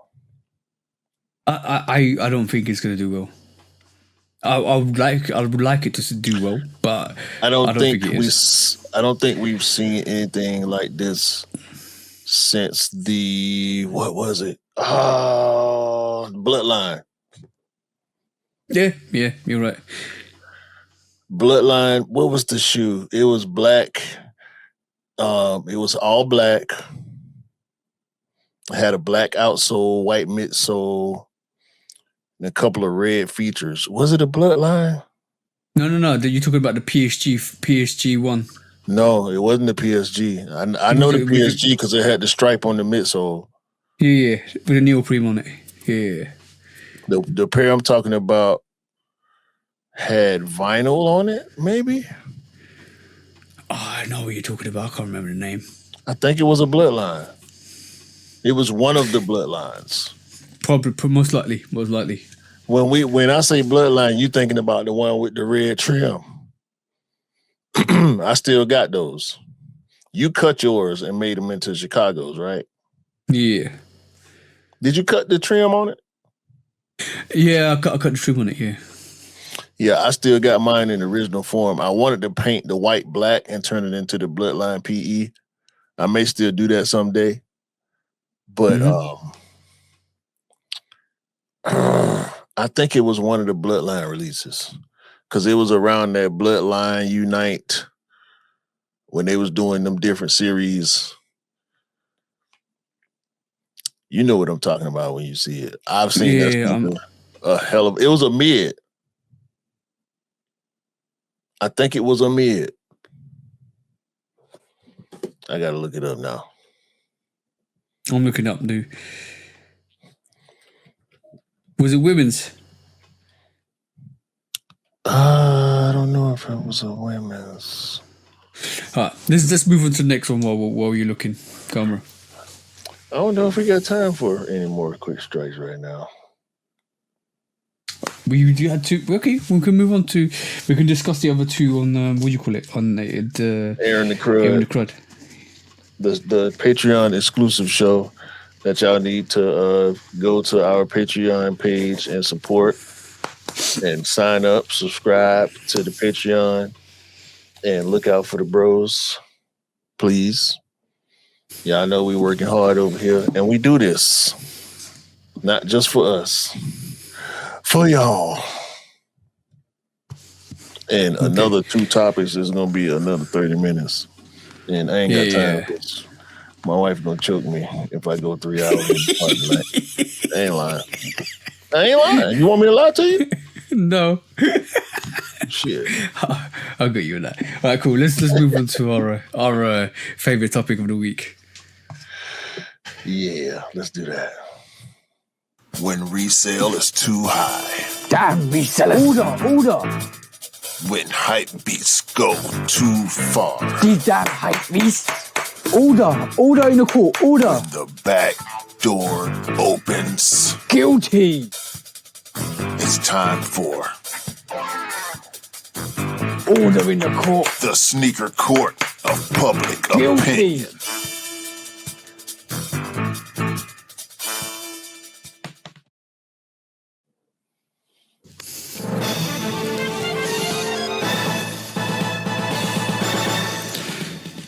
Guilty! Welcome back to Sneaker Court Public Opinion with me, Judge Public Opinion and Executioner. This week we have two cases on the docket. One that Q brought over forwards from the actual topics and one specialized for this. So first of all, bro, this week we saw something unique and something interesting from the so-called StockX sneaker culture.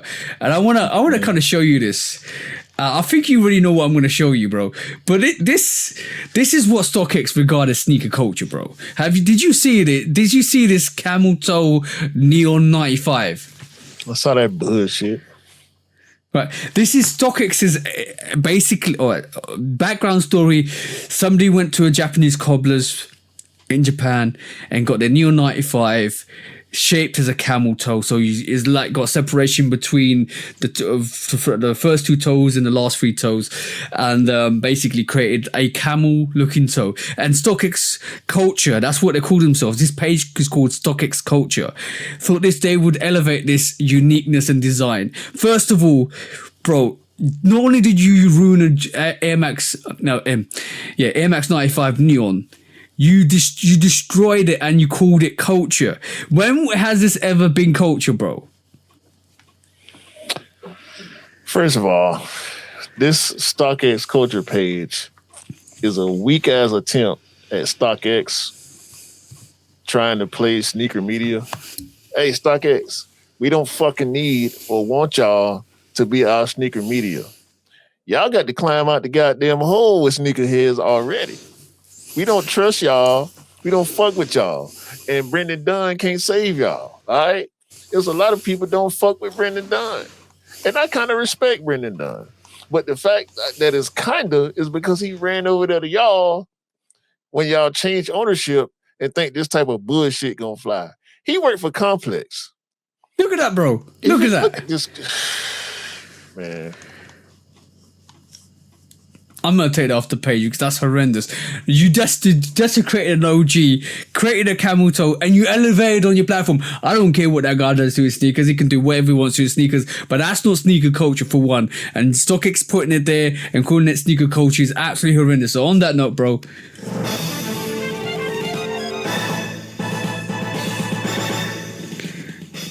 guilty to StockX sneaker culture. You don't dictate the culture. We dictate the culture to you. And if you decide to exclude you, so be it. Don't actually come to our faces and tell us what we need to do and what we need to culture, because you are definitely culture vultures, and that's what you should rename your platform. Anything you want to say, bro? Fuck StockX. Second court case.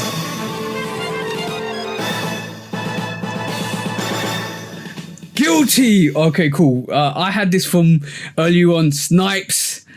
Yeah, you need to come to the front of the table and take your guilty verdict, because boy, you messed that release up and you upset a lot of people, especially the bro. And first come, first serve is not exclusive raffle access. If somebody's got one of your sneaker on raffle, give them the sneaker on raffle. I had the same energy for Nina Chanel as I do for you for the time that you actually gave out wins and said it's first come, first serve. If you give out raffles and you dictate a win to a person, they should be reserved that sneaker right to actually purchase that. If it means a day, an hour, or wherever time period is, that sneaker should be reserved and should be available for that person to actually pick up any time within that time allocated space. So what you did was say, hey, you go 900 to 1,000 people, go and pick up, it's a free for all, go and pick up what you want, and you put them in queues. That was horrendous. That was uncalled for, and that was not Air Max Day. That was absolute culture vulturism, I would like to say, because you basically wanted hits on your website. That's simple as that. You are dumb for doing that. Anything you want to add to that, bro? Fuck Snipes.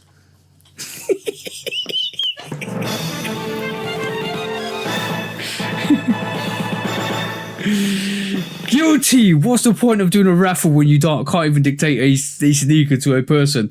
You might as well not have a raffle. Just say first come, first serve. What's the point? You bring people's feelings up just to bash them down again. What are you supposed to do? Like that's not the fair game of sneakerdom. Basically, you were like, you won a raffle. Here's your chance to get a raffle. Oh, by the way, it's a free for all. Go and get it. It's first come first serve. That's bullshit. That's absolute bullshit. Misdirection. It's misdirection at its finest. Smokes and mirrors, mixed direction. It's frothy coffee time. Right. Cap. all steam and no substance. That's the one. Okay, guilty, and that was it, bro. I just wanted to bring that because that annoyed me because I know I've been there personally, and now you experienced it as well, which is horrendous. If it's a raffle, make sure it's a raffle and it's a dedicated sneaker to a person that won the raffle. It's simple as that. That's how raffles have worked. That's how the fuck raffles work. And y'all gonna tell me it's a W, and I pull up to the motherfucking website, and all y'all got to give me is a steaming hot fucking cup of cappuccino, big cappuccino, frothy coffee, bro. Sons of bitches, y'all motherfucker, boy. Let me. Ooh, steaming. That was sneaky cool, bro. When resale is too high. Damn resellers. Order. When hype beats go too far. These damn hype beasts. Order in the court. Order. The back door opens. Guilty. It's time for Order in the court. the sneaker court of public Guilty. opinion.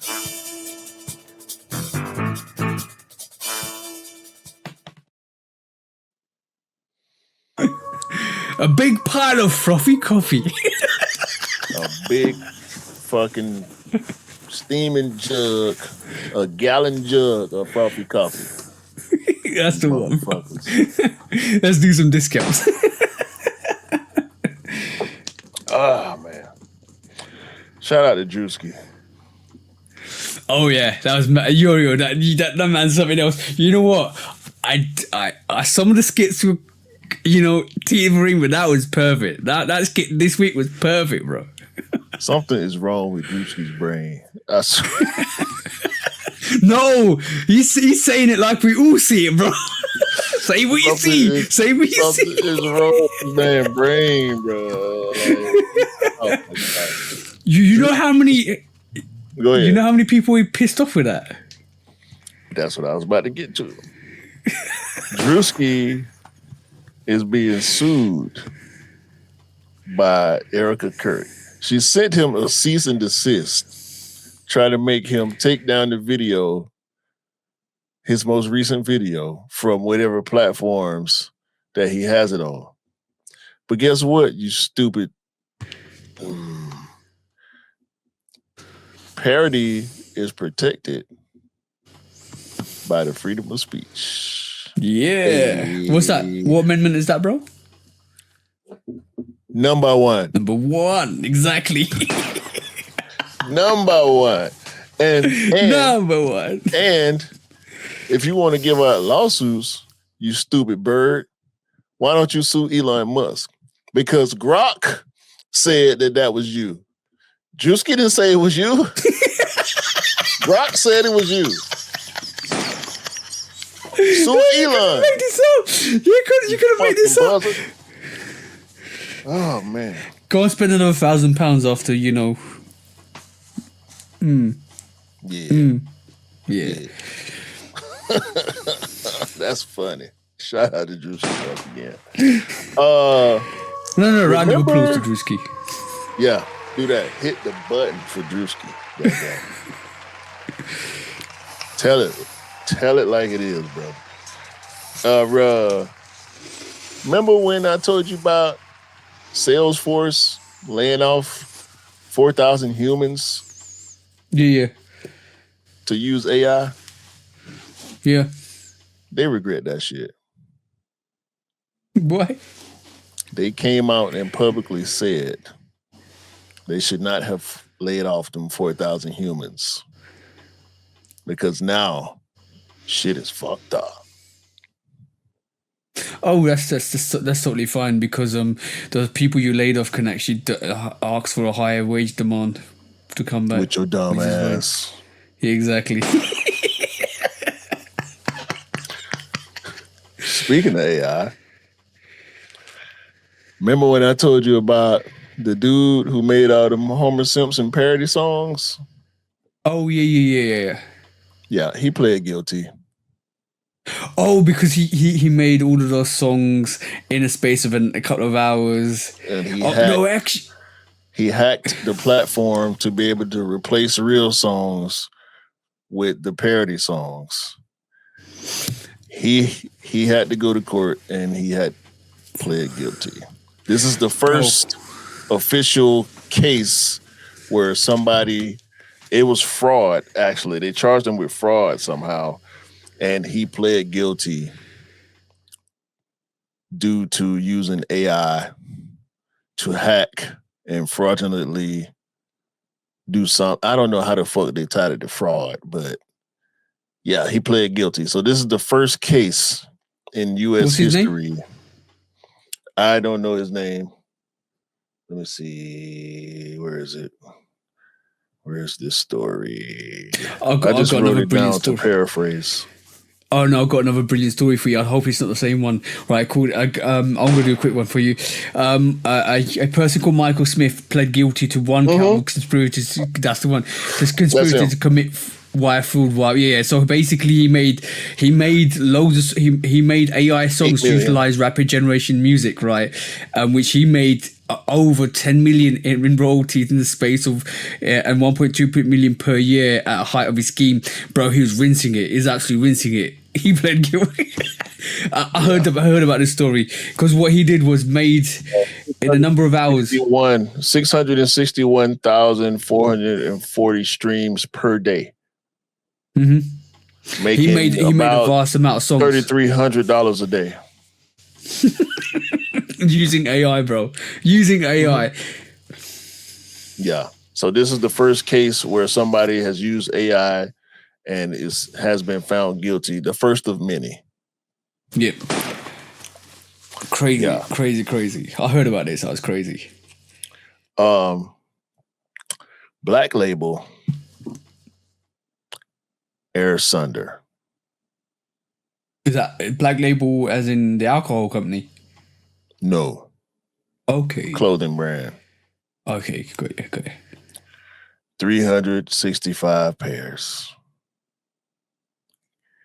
Gifted to people affiliated with the brand and associated with the brand. If y'all don't know what I'm talking about, I think y'all probably seen them by now. Most of the sneaker platforms picked it up. Unfortunately, we won't be able to pick up the shoe. They hard. They so hard. Shout out to Black Label. Let me see where this is. It's go to Complex. You'll see it for sure on Complex. Numbered pairs 1 through 365. Special bag inside the special box. It's some crazy work. What's up with Banksy? Oh yeah, he got named. He got caught. Robin Gunningham, 51-year-old man from Bristol, is Banksy. Shout out to Banksy. Shout out to Banksy. I will never call you Robin. I'm just letting the people know that Robin Gunningham is Banksy. And you should not call him Robin. Or is it?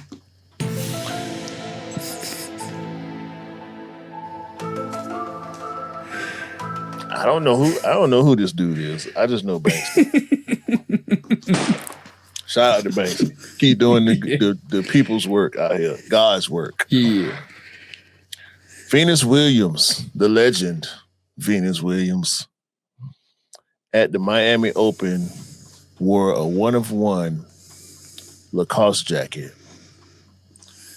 that could reflect the sun in such a way that it could power your house. I swear. This jacket looked like it was made of pure aluminum I mean, this is the shiniest jacket I've ever seen. It's shinier than the Nike 3M Tech Fleece. Like, I don't know if it's made of foil, aluminum, or what. Shout out to Lacoste for doing that, for the legend Venus Williams, and shout out to Venus Williams for being a legend. That's it. Mm-hmm. That's it. The Jabberwockies have a Puma Clyde collab. Jabberwocky's been doing a whole lot of hip hop break dancing, dope in videos, dope on TV shows, just dope all around. They deserve it. I appreciate the Jabberwockies. I still sometimes go down the rabbit hole on the Jabberwockies YouTube channel. Some of the most creative dance routines, some of the best moves, all masked, by the way. You can find out who the members are if you want to, but I prefer they stay anonymous. Shout out to the Jabberwockies and congratulations on the Puma collab. Yeah. It's a dope sneaker too. Fits their aesthetic very well. The WNBA collective bargaining agreement has finally been ratified. 90% vote ends the WNBA lockout before the season starts. Tickets are now on sale. A lot of provisions, including payments to retired players, depending on how long they played. The whole needing to get permission from pregnant players before a team can trade them, and whole lot of the shit they was asking for is in the deal now. So congratulations to all the players of the WNBA. They get more money. They getting pension. They getting free league pass, which is crazy that they wasn't getting free league pass. So shout out to that. Did you hear or see what happened with this YouTube view farm? No. Yeah, there was a YouTube view farm that ended up getting raided. I'll put this on the screen for you. I think you need to see this. Let me close this. Damn it. If you didn't know what a view farm or a streaming farm looked like, what the hell? Oh, no, that's yours. There you go. Sheesh. Thousands of telephones on the same page, watching the same video at the same time to run up the numbers. Clearly, if y'all look at our numbers, we don't have a view farm. But yeah. View farm got busted. This was very, very interesting to see how it actually works. I imagine it was something like this. They said them folks had phones all on the ceiling. I don't see that in the video, but they say in the caption they had phones mounted to the ceiling, running nonstop to generate fake views. So a lot of your favorite social media people probably employ view farms. Hopefully we're one of your favorites and we ain't got that shit.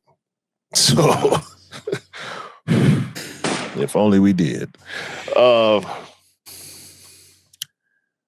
Y'all's favorite high fashion brand, as TJ would call them, Balenciaga.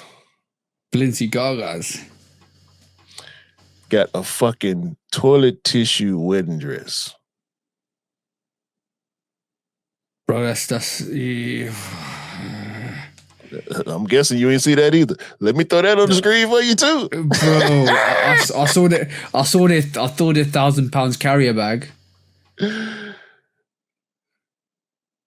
Oh man, you know, people just need to wipe their ass on that dress, man. They're selling toilet tissue in the store. Look at this. Look at You could, this. it's a social experiment, bro. $3,700 for one roll of Balenciaga toilet paper. Did you see their carrier bag that they were selling for £1,000? A clear yellow carrier bag, bro. Yeah, a grocery bag. Yeah. And they want to say, what was this? Was the saying, save the dolphins, donate, you don't use plastic bags no more, and then they're selling plastic bags for £1,000. That's ridiculous. Yes. Bullshit, yeah. Your boy Rui Hachimura has a Jordan 4028 PE. Did you see that? Yeah, I saw that. With the coin graphics on it. Shout out to Rui. Dope PE. Look forward to seeing him wear it. Dumbass Cash Patel done got hacked. Oh, you should cash out Patel. That's the one. How does the director of the FBI get hacked? You're the director of the FBI. Low IQ. We'll anyway. Hey, it's the times. It's the times. Ain't it? Last but not least, Angel motherfucking Reese made the cover of Vogue magazine. Had a full spread wearing her signature sneakers. Hey.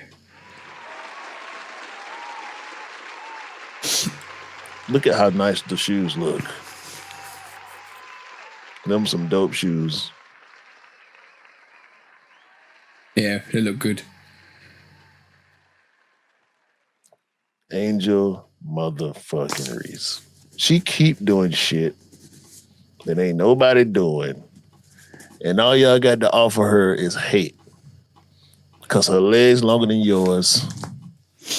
And let me be quiet. Yeah. Let me be quiet. Shout out to Angel Reese. Let the greatness to keep being great. That's the most important thing. Yeah. That's the most important thing, bro. So should we do a roundup, bro? I got a good roundup for you.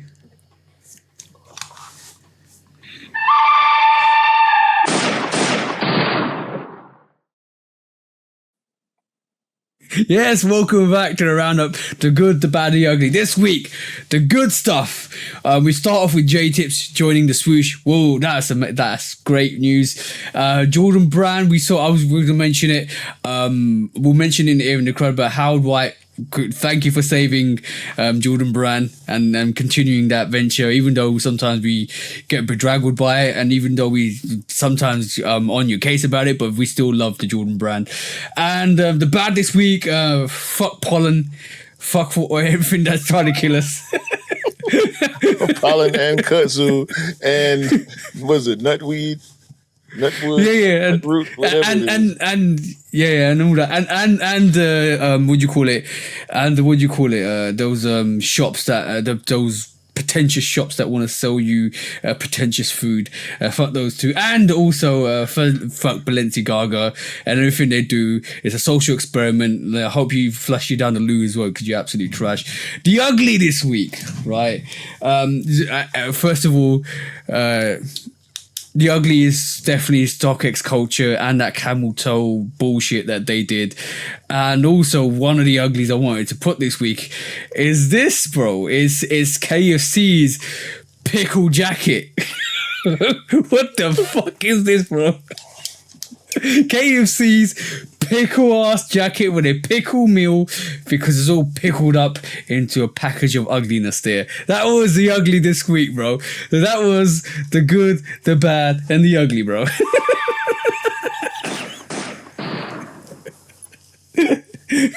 Let me press the button. Hold on.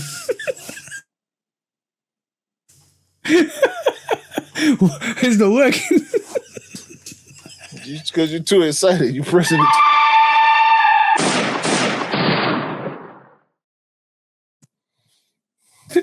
Yeah, there you go. That was the show, bro.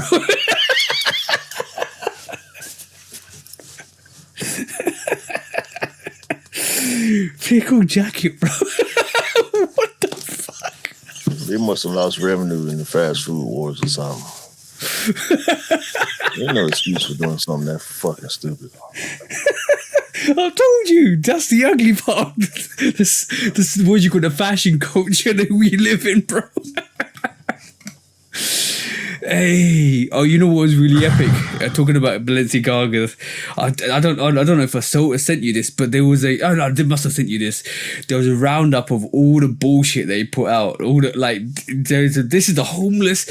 Yeah, you saw it. This is the homeless thing. This is, bro, they rinsed that. They rinsed Balenciaga. I'm telling you, it's a social damn experiment to see what bullshit you can sell to the rich and famous. That's what it is, bro. They're taking the piss, bro. You should have sent it to that chick that did them videos. The things that rich people buy that you poor can't afford. Yeah, that one. Yeah, I would like to hear her. I would like to hear her talk about that shit. Yeah, that was funny. That's funny. But yeah, that was the show, bro. She got some really big opinions. She's funny. She's funny. Mm-hmm. Yeah, frothy coffee, bro. It's all frothy coffee. All steam and no substance. How will we survive? Hey, we're still surviving, bro. That we are. And we will continue as long as y'all have a great day, a great week, a great month, great year. Continue to buy what you like and rock what you like. And don't believe the hype, because the hype ain't real, even if you're a hype beast. Sneakers do not make you cool. You make the sneakers cool. Pickle that in a jar. Bro, you can't make this shit. See, I knew not to do them last two quick strikes. This shit would have went all the way down here.